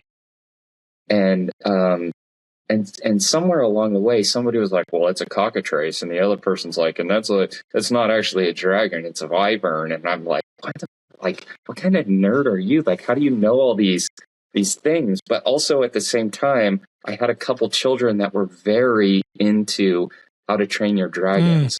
And Josephine would even buy, so she's 15 now, and we would get her these books, and she would play the video games, and she was into the different types, and she goes, Dad, you need to make a blah, blah, blah. And she'd give me all these like classifications, and so I'd start sketching them and showing them to her, and Jory's 19, almost 20 now, and she started sketching them with me as well. And so my kids and I would do this imagination, and I'd hear these terms from these other, it's like legitimate nerds that played D&D and did all the like things and Skyrims and video games, which I don't really have a lot of time to play those things. So I don't know all of these worlds and things. Some of the words I don't know what are coming out of these people. And then, my oldest daughter is into Star Wars and that type of thing. And I'm like in and out of some things on that. Like my favorite Star Wars movie is Rogue One. I really kind of like that one. I like The Mandalorian. I like the like weird creatures from Dune. Mm-hmm. And I watch a lot of the sci-fi stuff and fantasy stuff. I think it's all. Over the years, I've come to a point to believe and realize that dragons were real and existed at some point, and we eventually switched their names to dinosaurs, and I could get into the whole religious, weird, historical context of all of that, and I really don't know. It's your floor, Mr. Anyhow, President. Let's just like they show up in every culture globally. I started studying dragons, and I started studying lizards, and because I wanted to make a better, more realistic dragon. And as I started studying dragons and lizards and weird creatures and the iguanas that dive underwater in the Galapagos, I started to you build them, and then and people are like, well, what's its name? And then you'd like bring up this name, and then you're like, what is it? So you start it's a conversational piece. Yeah. So you start telling these stories and you start vocalizing the background of this. And then I find myself dreaming about it when I'm not there, or I'm thinking about it when I'm making it. And the personality of my sketches starts to create, is it male? Is it female? Is it a offensive dragon? Is it defensive? Is it built more like a tank? Or is it built, does this it one's have a little feathers, shy. or is it more reptilian? Yeah. And I started getting into the eyes, and I met glass blowers, and we'd have discussions on the color and how it is going to go and contrast and stand up off of the design and the texture. And here I am now, 6 years into building dragons. We've finally gone sort of robotic. We have one that's hooked up to an actuator, and it can look left and right, and you can control whether or not it's burning your back or not, depending on where you're working in the stall. So it's kind of born out of, I wanted to get some animatronics into the dragons, but I also wanted to bring some safety in the stalls that are small. And when you need to go use the vise, it really sucks being roasted by your dragon while you're standing there helping somebody twist their rail spike head, and you're literally seconds away from catching on fire. And then you pop, and if they take a little bit too long, you might have to step out of the dragon breath. Yeah. And so that just the personalities, they come alive, the little tweaks of how they behave and how they spit fire and how they work become personality to the smiths that operate them. And our smiths fall in love with the dragons. Like, I have my favorite dragons. I know where I like to go work. I know who I like to go work with. And to me, they're not just sculptures. And to our smiths, they're now revered and respected creatures, and they bite us, they hurt us. Lots of guys have gotten stitches from walking under their wings, or from getting stabbed by their horns, or going, and it's just kind of like, hey, that's what dragons are. And you can't soften the edge of a dragon and still have it be a dragon. And we tried to do that, and it doesn't work. It falls short of what a dragon should be. But what we've learned is you have to respect the dragon. Like a real dragon, you must have respect for it, or it will bite you, or stab you, or burn you. And so it kind of naturally birthed the lore of the Dragon Wars, and they have these stories, and the Smiths have stories, and that tells stories, and I'm including the people that work for Dragon Forge Experience. And for me, it's exciting. And I love the world that we can bring to our customers, and I love how much our Smiths embrace it. Well, and they you have customers that have like if you go to the same sandwich shop 15 times, you get a free sub. You have customers that have the same kind of card that are like, I've worked with Agatha, and I've worked with this one, and I've worked with this one, and they're literally trying to collect all of the dragons. And do you? I vaguely remember saying that like once they get all the dragons, they get a T-shirt or something like that, or. Yeah, we do. We've done a few different things. We've released a few coins out in the world that people can get stamped. And we did this sort of in Frankenmuth where we created a T-shirt, and it has the dates and signatures, and you can fill up the whole T-shirt. And if you wear that T-shirt when you get into the shop, you get 10, and it's all filled up. Once it's all filled up, and you bring that T-shirt with you, you get 10% off of whatever it is you're doing in our shop if you bought that T-shirt and it's filled up. Oh, that's cool. So yeah, we kind of have that. We can't sell T-shirts at Dragon Forge Experience. They don't let us do that at the Ren Fairs. Ren Fairs tend to reserve the right for either themselves or the shows. So you have to have like a merchandising license with like they give you the ability and the permission to sell certain merchandise. Like you can sell your knives, but you can't sell microwave toasters. Yes, it's a controlled environment, okay. And we have to submit our categories and subcategories for approval. We aren't just allowed to sell whatever we want. So, for instance, I've been writing these stories, and we have book vendors at the Ren Fair, and I will have to get permission to sell our own stories at the Ren Fair if I write them and put a book out, because selling a book, if I'm too close to another vendor, I may not be allowed to sell them on location, and then I have to rely on online sales. So it's kind of weird. Like we had a vendor in North Carolina, I think it was in North Carolina. I'm not sure if they're there anymore, but they specialized. I think it's bronze in North Carolina. I don't think we're allowed to sell anything. And in Arizona, we're not allowed to sell anything that's made. Okay. This sounds a lot like socialism. There are other vendors, and they don't want to inhibit their ability to whatever. Now, Texas is a much bigger and wilder place, and while they also have restrictions, they've worked with us pretty well for us to do different things. Like it took us a little while to get stickers approved by the Carolina Renaissance Festival in Arizona, but Texas right away, they were like, oh yeah, you should have stickers and you should have these other things. Yeah. And, but yeah, so we do have merchandise that surrounds the dragons. And we have some T-shirts that show them off. Do I have one of the stickers here? This sticker, these are our TRF ones right here. And so this blue one is Vulcan-Jaeger. That's the one that shines. This green one is Trogdor, and I believe Josh Walk has been on Trogdor this season. This is Drakara.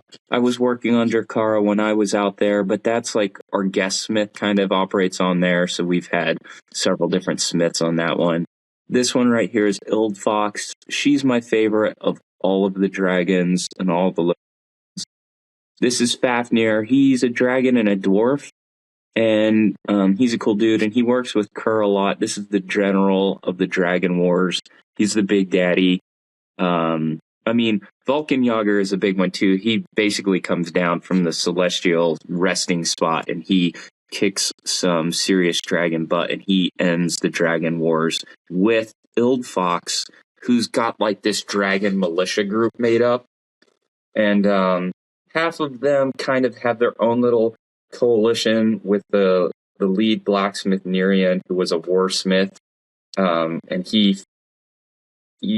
anyhow, there's a whole story arc with him, and then there's Lyriel, and she's the Dark Mages, and also the king's niece. So her mother, let's see, how does this work? Her mother is the sister. No. Her father is the brother of the king, and her mother is the sister of the Dark Age, and her mother and father married. So she's but she does not fight for the king or the Dark Mage. She's very anti them. The king is greedy, and he is blinded by his lust for money and power, and the Dark Mage is breaking the rules of alchemy and balance and converting dragons into poison dragons that are these really powerful tortured creatures that are armor plated, and they are essentially enslaving humans, and they're killing other dragons to take their resurrection. So the lore essentially leads into you're conscripting an army. So when these people come and they are literally feeding the armory of this great war. Yeah, they're fighting for the cause of this militia group who's enlisting people to help them fight back against the greedy ruler. So when when I come out and I say, my name's Francis, I want to forge a broadsword. I know that you guys don't do that big of thing, but I want to forge a broadsword. Do you let them like choose their rank and like include them in the lore and say like, oh, here's a certificate of the broadsword being given to Sir Francis of this realm, or whatever, like just make it feel like they're part of that lore? Yeah. We haven't gotten that far yet because I'm not sure that I have enough published out there. There are some of the stories on the site. We are moving in that direction though, and that's actually a really great thing. We've given out some coins. Like I give coins to the guys when they work a season, or if they do, like if he does 50 appointments in a day, you get your own coin. And we've had some customers that have gotten them, and I also sell them, so you can kind of like buy your way into that. Yeah. And I have been thinking about, just this weekend, I was thinking about rank and insignia ribbons for the crew. Yeah. But we let them put their own runes on and stuff like that. But I do think that as this lore gets developed, that's a really great way to marry them together. Ultimately, as I continue to write these stories and compile them, right now, what we've been pricing out and trying to figure out is, even though I'm an artist and illustrator, and we have David, who's an artist and illustrator, I don't have the time to probably get all of the things done that I want to get for this. So we're like, do we look at hiring a illustrator for the next year to at least get one of these books out? I can continue to concentrate on writing and rough sketches in the direction of it.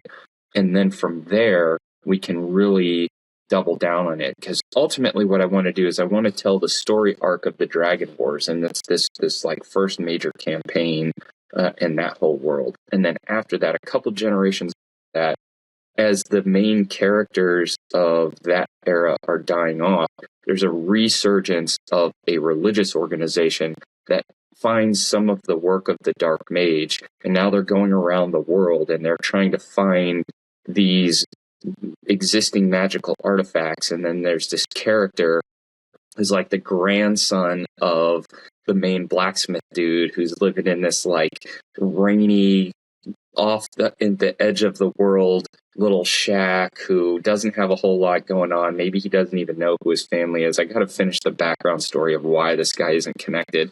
But anyhow, this dwarf Fafnir shows up. He's got this broken pendant. He can no longer switch back from dwarf into dragon anymore because Nerian's died.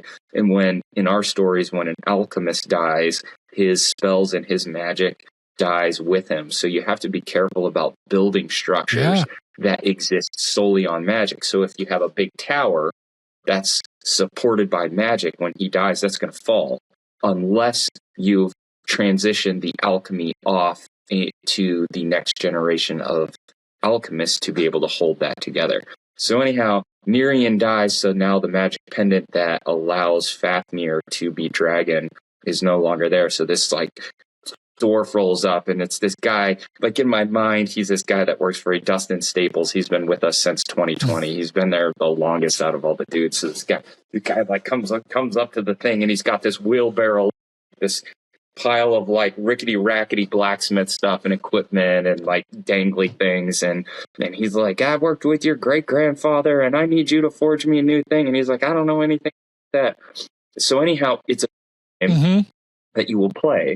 And you will get to play this Sam character, because Sam can be male or female, whatever. You pick your gender. Yeah. Roll. And then you've got all these quests. So you'll have this book. You'll have Nerian's of his learning from all of the work that he did during the Dragon Wars. And you'll start from a basic little thing, and you'll have to work your way through like the hairpin and the magic wand for different things. And you'll have all these things that you have to make that just happen to coordinate with what Dragonforge experience does. Yeah. Now, in the game, you can come forge those in real life, and you get +1, +10, whatever points when you come. We give you a QR code that you can now take back into the game, and you can get extra power on those items because you have physically come and forged them. So I want to tie the real world in with this fantasy world and blur the lines between this story that come on, and you can actually, in your own time, you can play the game, and you can play the game. All right, first of all, watching how excited that you just got with this lore, I am now excited about it. I'm pretty nerdy, but I had no idea that it was this extensive. I just thought you had kind of a background story of each dragon. I didn't know you had a whole universe and a war and all this. I didn't know that video games could do that, where you could like scan something and it would update the video game, or the power that you had in the video game for an item. I don't know if they can either, but well, it is what it is. Here's the thing. You can dream it. That's very true. Have you ever heard of Magic Quest? Maybe not me, but somebody could. Evan's got a question. Francis, I have documents that I have written that go into what you feed your dragon affects it. Well, that's just good common sense right there. Yeah, so for instance, like if you're struggling, if you've stolen a dragon, so dragons have 3 eggs. They have a resurrection egg, a reproduction egg, and then they tend to keep a 3rd egg, which can double to replace one of those in the event that one of them gets hurt or destroyed, but it's just like a general magic keeping one. But if it's stolen, it can be completely neutral, and then nobody's stealing your DNA. So they protect these, but this is part of what happens. I'm going to go crazy for a little bit. Yeah.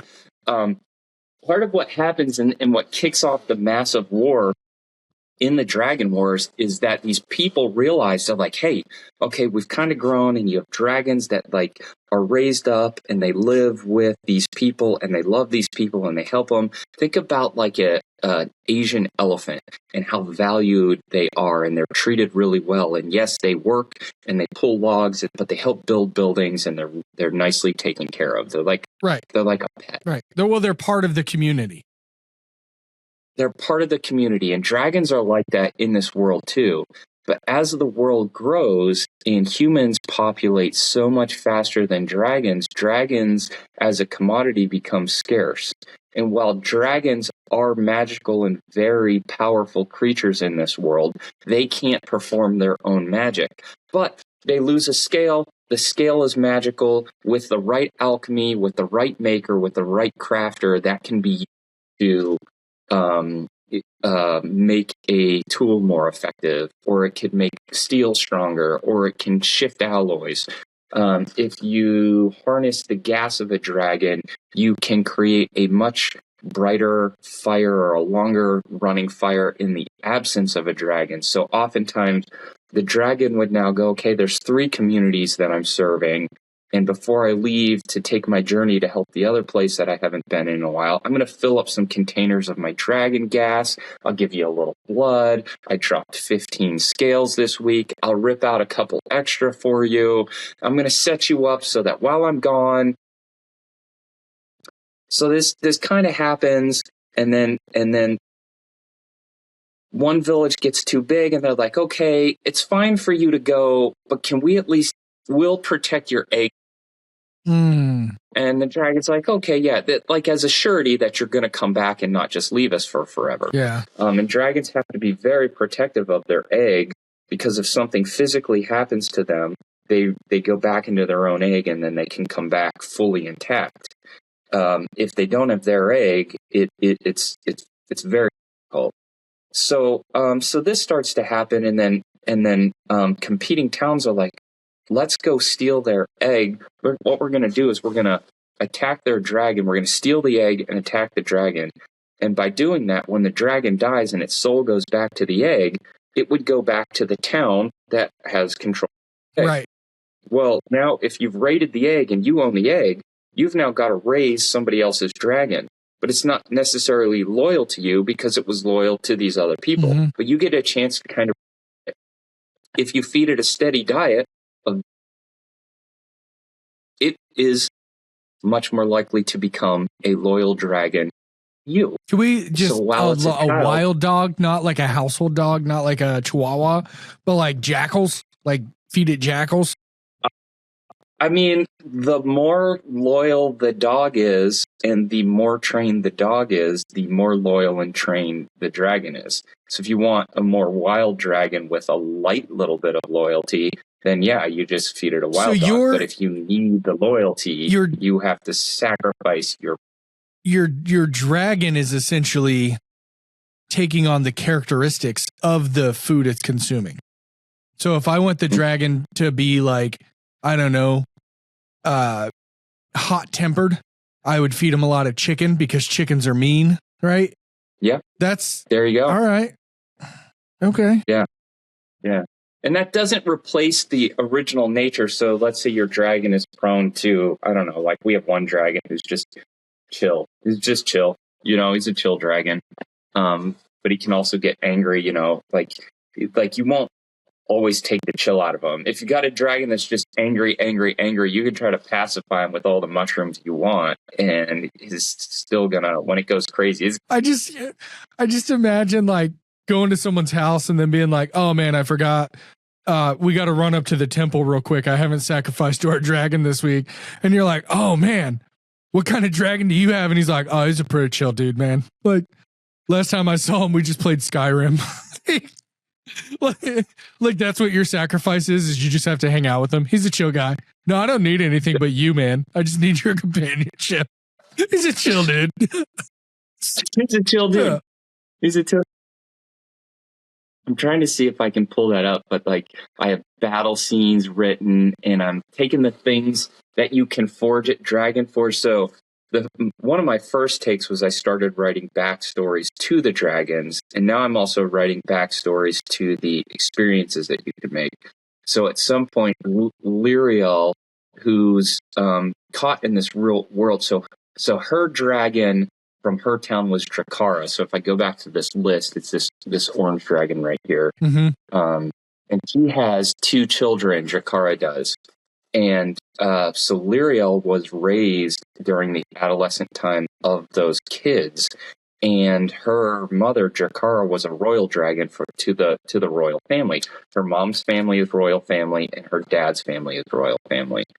So she is an aristocratic. The Dark Mage makes a deal in her first 2 dragons, and this crushes Drakara, who is essentially the nanny. She's the dragon that watched over and raised Lyriel, essentially.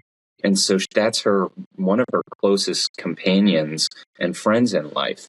Well, her whole entire family kind of missed it because they're so busy being royal and running a war and like screwing over other people. They've missed the fact that this one person in the family has empathy for the world and the creatures. Anyhow, he uses these 2 child dragons to make and do experiments on it to develop the first poison dragon that shows up on a battlefield. And Lyriel does not keep loyalty to her family, so she has to fake it.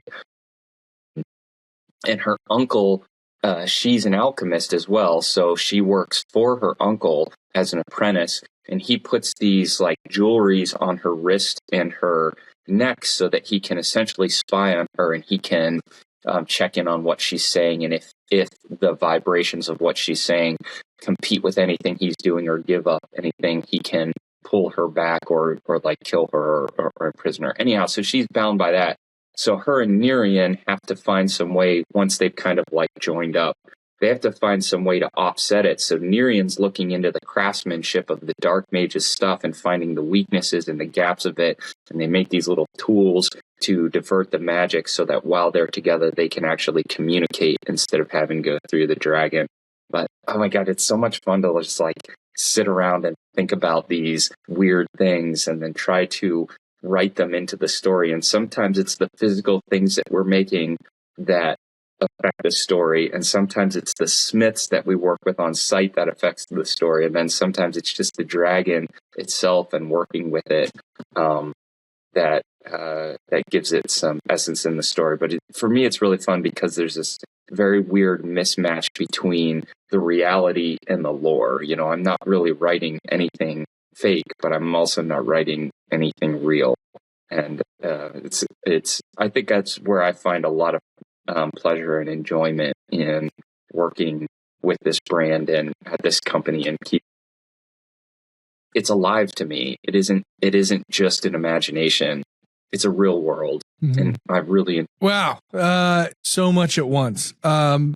So is there an allegory or a metaphor, or is this purely for fun, something that you've come up with? Like, you know, famously the Chronicles of Narnia was just a collection of stories that were told as bedtime stories. And people tried to come up with these metaphors for Aslan being Jesus, and, you know, the silver chair was this, and the magician's nephew was this. And those were some of my favorite books growing up. And then it was like, nope, these were all literally just stories that got slammed together, and we were having a fun time, and there's no real metaphor there outside of what you make it. And that's fine. But the author didn't have any intent there. Do you have an intent or a message to share with this, or is it just for funsies? And if people pull something out of it, they can pull something out of it. I never object to that as an artist. The art side of me isn't in objection to people making their own interpretations of the work that I do. I think there's a part of that I love when people's imaginations can build off of anything that I've done. But I definitely have intent to what I'm writing, and I'm not going to sit here and pretend that the way that I was raised and my own personal beliefs don't show these stories that I'm writing and the worldview that I have. And if anything, I think like the backbone of what I'm writing is, you will see as I continue to develop and push more out, you're going to see a couple things, and you're going to see craftsmen on either side of their trade. You know, the Dark Mage who really excels at alchemy, and he goes so power hungry that he has a really tight alchemist mindset on it, and he uses it to offset his lack of polish in the craftsman world. So, for instance, if you were to set and you didn't use a grommet or a washer or a ring, your rivet might not actually hold or be as strong as if you were to use a rivet. And then you can use a rivet that's just kind of, whatever, or you can decorate it, and you can decorate the head of your rivet, and you can do some things. Nerian, on the other side of the things, is a good alchemist. He's a solid alchemist, but he's way more interested and focused on his craftsmanship. So you and in keeping the world right and pure and balanced, whereas the Dark Mage is just like, I want to push the boundaries of everything that, and he maybe doesn't start off so much evil as what he is doing is serving king. But his king is doing a dark thing. Yeah. And when he goes down that slope, he kind of gets lost in it and no longer sees the difference between in the evil and the darkness of the work that he's doing. He just sees it as this work, but it is hurting people. It is hurting creatures. Ultimately, in these stories, humans have 1,000-year lifespans. By the time of the end of the Dragon Wars, it's cut down to maybe 500 years. But over these times, they develop these. They make trade-offs, and they go, well, for the ease and convenience of this, we're going to rely on alchemy more than anything else. But to do that much, it takes from living creatures to complete alchemy. Right. Which is every time you commit a crime or a harm against a living creature, you are now in the essentially available life force or life balance out there, which is kind of like you could get into the concept of what credit means in money, and if I have $100 and you have $100 and I borrow 110 from you, where the F do I get the extra 10 from if there aren't 10 more pieces? Right. Yeah. So it's similar to that concept that you can't actually use more than is available. So it sucks from the deposit, and essentially it takes from the length, the time span of which you could have had as a human, you now no longer have because you've made these sacrifices. And then by the time you end The Last Dragonsmith, which is the video game, and then you move into a world that looks much like ours today, and that's the last segment.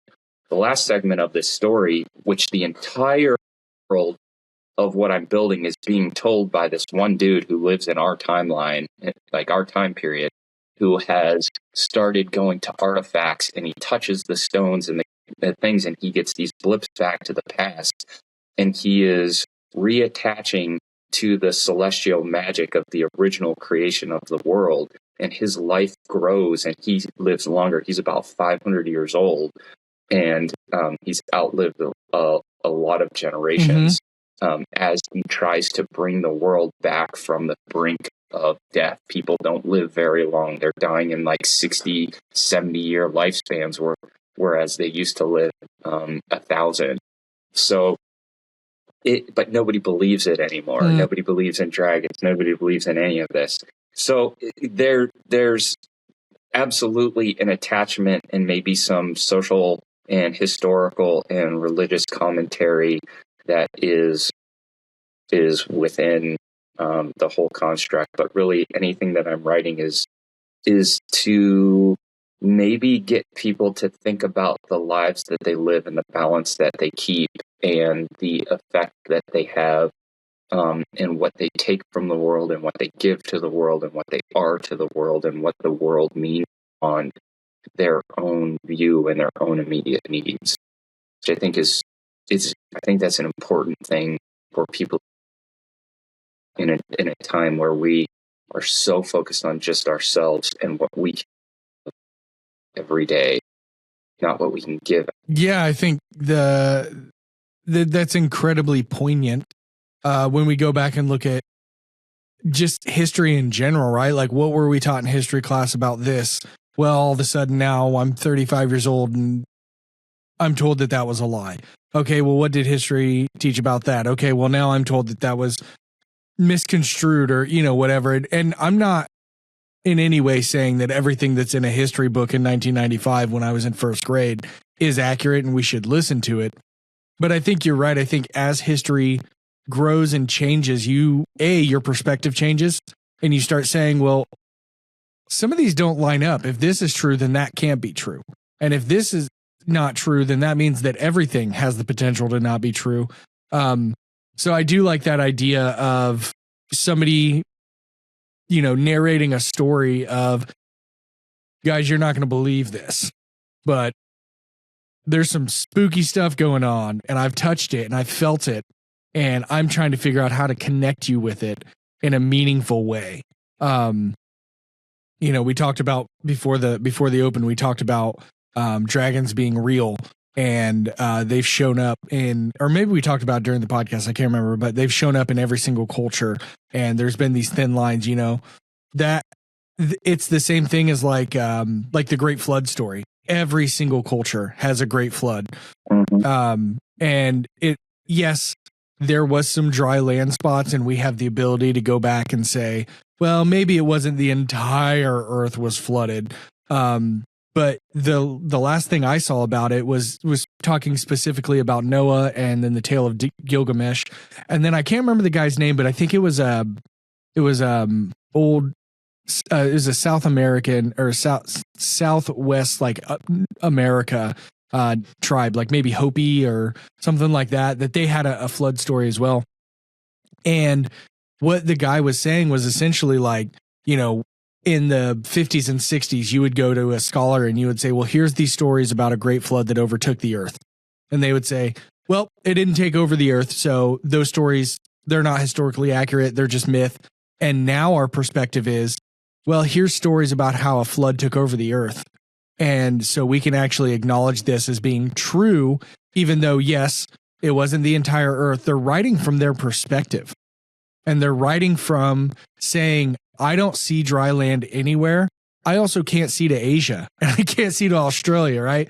But my earth and what I recognize as the earth is flooded. And so that's actually lends to it being more historically accurate. The same as like with, if you have somebody write about an event and then you find another manuscript about the event, if there are small details that seem to counteract each other, that actually leans to it being more historically accurate. Because if you and I go to Blade Show, Broadbeck has blue grinders, you're going to say, nope, Ameritech has blue grinders. And I'm going to say, but I was at the Broadback tent. That's a TW90. Yeah, exactly.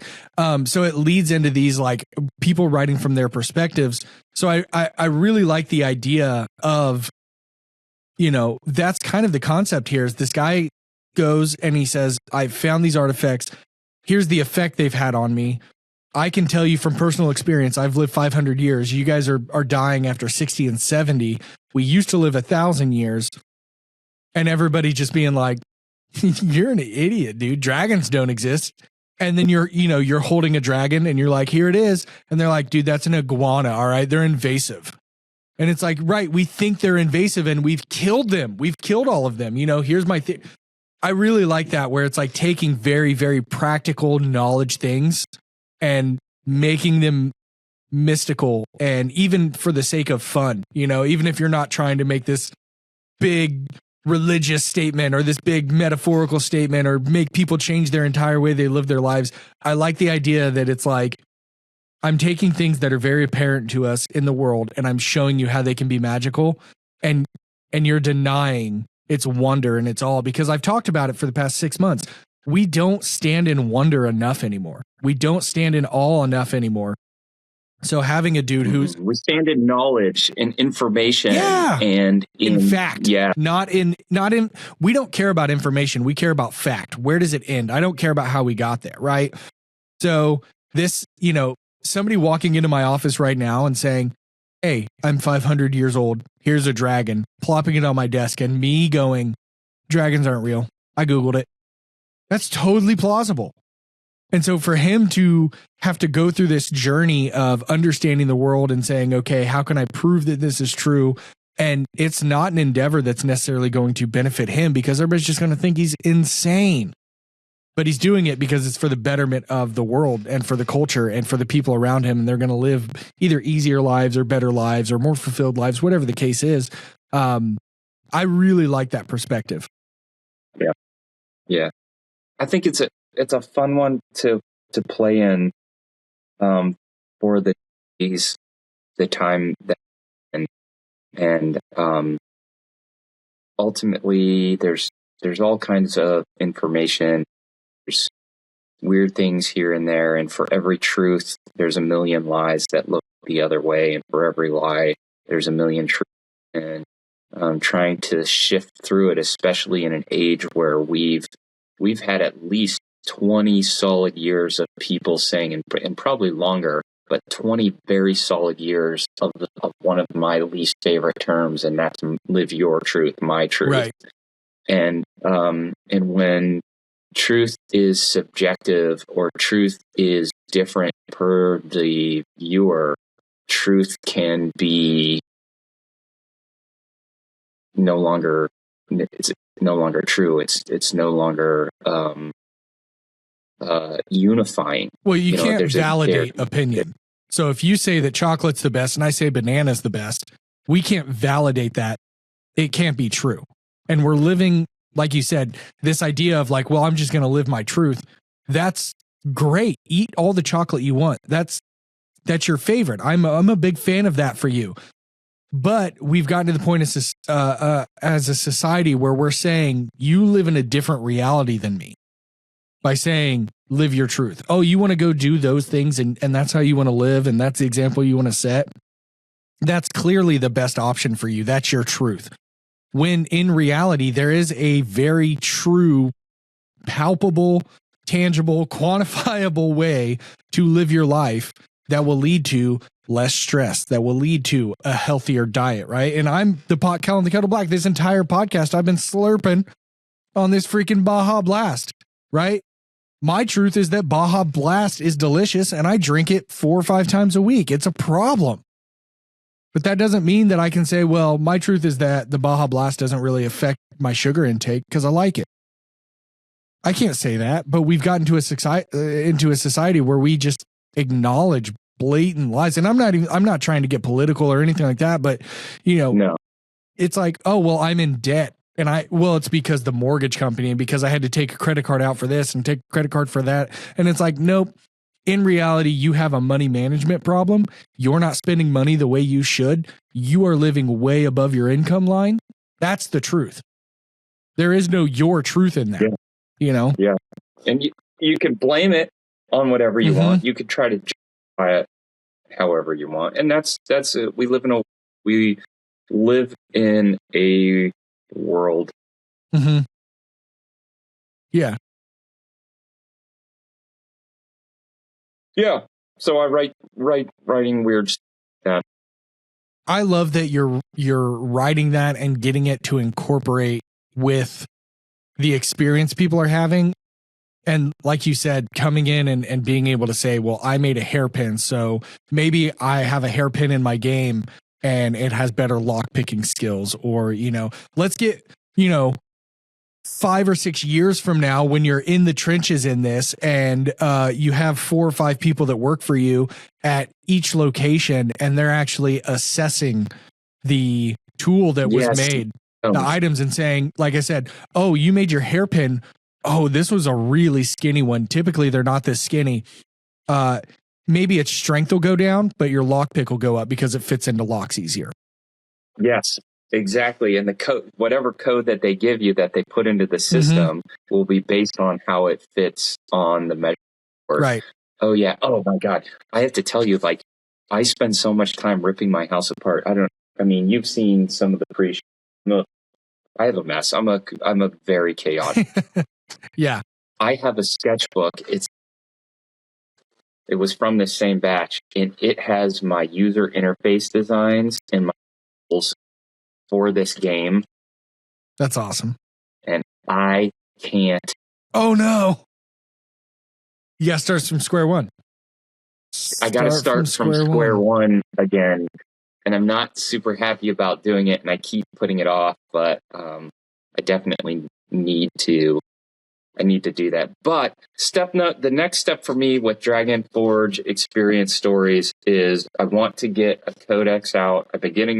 I've been working on codex stuff, and I've been going down all sorts of weird rabbit trails with that because, when you start studying culturally, you'll find them everywhere, and the interesting stories you find they're pretty wild, including dragons attacking early trains in the 1800s in America. Google that one. That one. I went down that rabbit trail for a little while, and we may still have dragons hiding out in the American Southwest.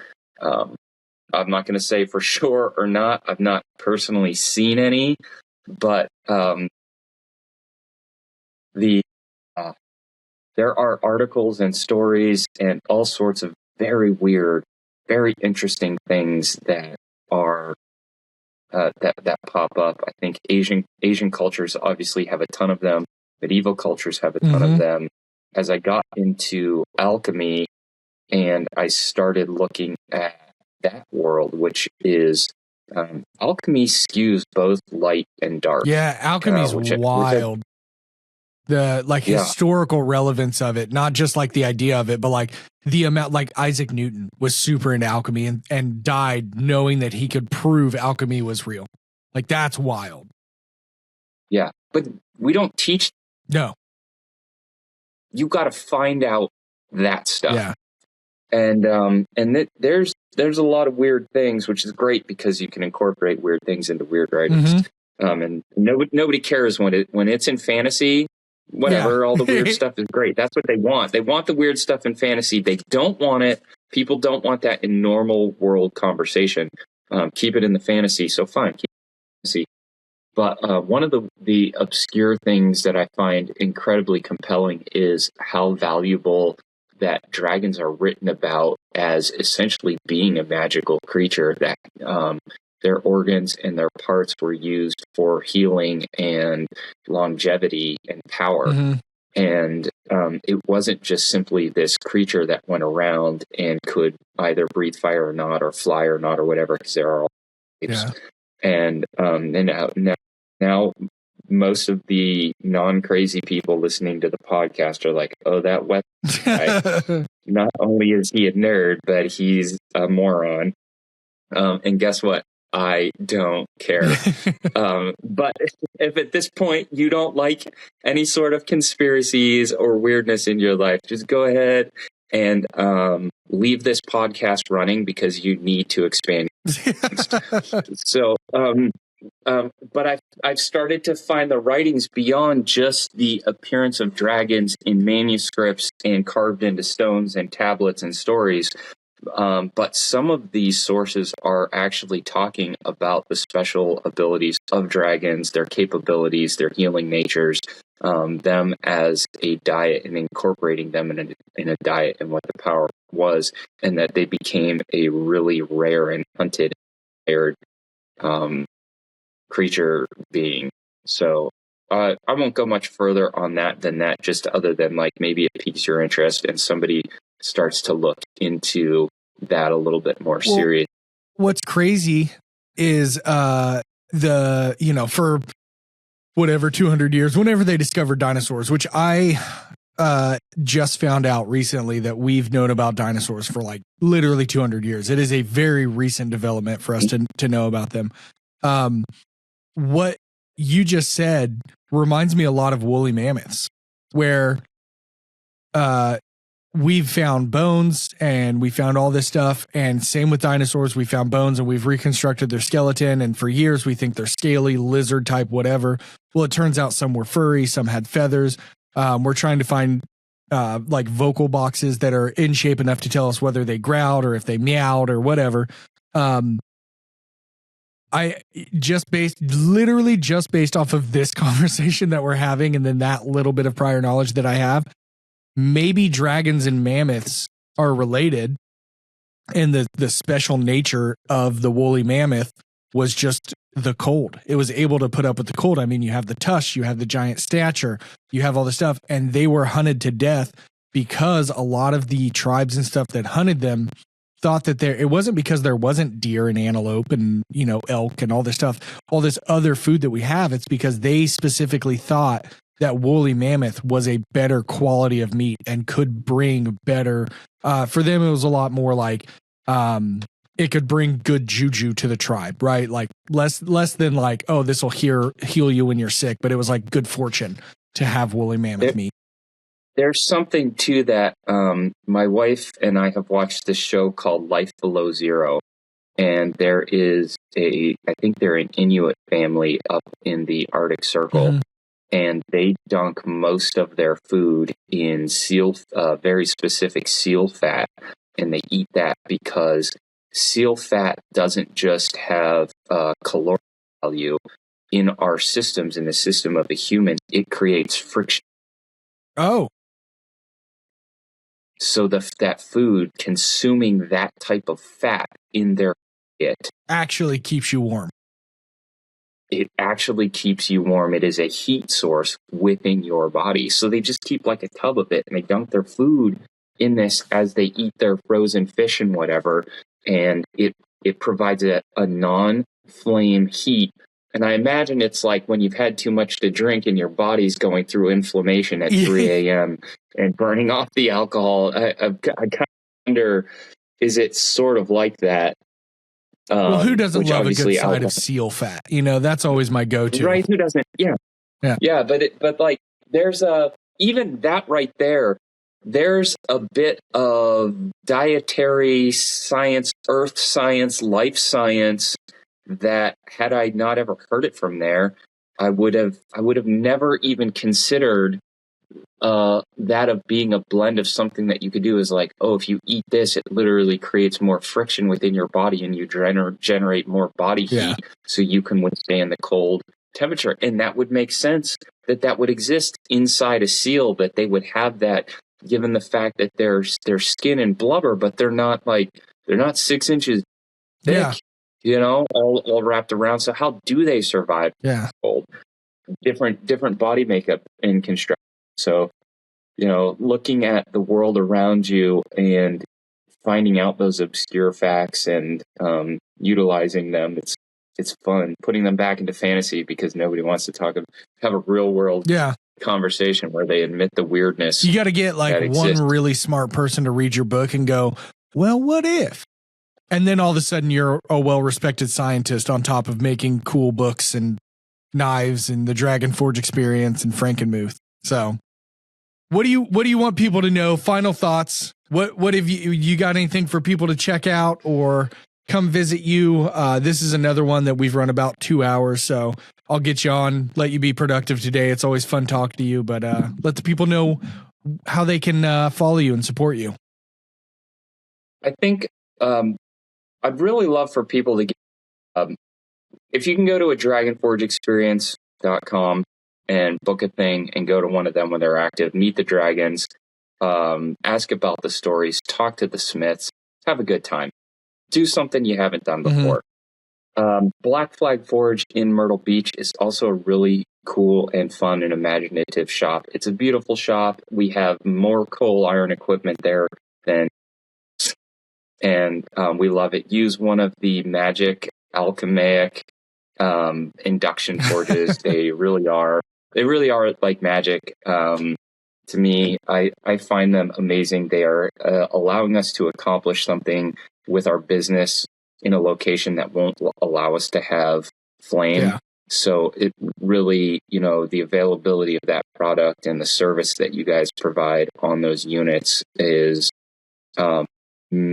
launched a whole nother brand of insanity. But there's a lot of fun stuff to do at that shop, and it's different from our other locations, and that is really worth coming to and checking out. And, you know, any of you smiths out there in the world, I always love seeing you when you come by and swing by one of our shops. If I can make it to meet you, I certainly will. Just, you know, let me know and stay making. Yeah, especially now. We just got our first snow, so you Georgia boys wouldn't know nothing about that. No, I woke up cold today, and I think it was 46, and I put my shop hat on. I'm not even going to comment on the fact that you're a Steelers fan. We're going to get out of here. Josh, we love you. Thank you for spending time with us again. We'll get you on again. And I do want to make the point, I forgot to last time, we actually were going to relaunch the podcast with me, you, and Dave as the first podcast when you were up visiting, and the audio was unsalvageable. You could not hear a single thing we were saying. So we've been trying to get you on for about 3 years to do this, and I'm glad we've taken the time to experience your full brain and get to hear some of your thoughts and ideas about dragons being real. So tell someone you love them. I loved it. Thank you. All right. We'll talk to you guys later. Bye. I hate that he doesn't cut the camera for this part. And I know I'm going to be on the podcast saying that. Just feels like such a weird out when we're still talking and I just said goodbye to everybody. knowing they're not going to hear what we talk about. Because that can be like my Chill Dragon, yeah. Oh, he just said he wanted like an RC cola. That's all he needs this week. he's a chill guy. I'm gonna bring him Chex Mix though. There was a sale at the grocery store. We definitely need a Chex Mix Dragon. Yeah. We have one that we're like, he likes pickles. So we try to get people to buy him pickles at the Ren Fair and bring him a sacker. Oh, has it been effective? Yeah. We get more mead bottles in Texas than anywhere else, though. People, because they have bottle service, so we'll have people that just bring us a full bottle of mead. So our goal is to try to see how much mead or money. Yeah, I have a weird thing where I look the way I do, so people try to tip me in alcohol. And literally any event I go to, they're like, Francis, you look like you like moonshine. And I'm like, I don't not like it. But it's turned into this thing where when I go to Warrior's Way, like at least one person will give me like shooters of alcohol, and they'll be like, I found this at my house. I hear you like this. And it's like, I drink like 4 beers when I come out here and like hang out with you guys. Like I'm not like a raging alcoholic. And even if I was, this is a bad move on your end.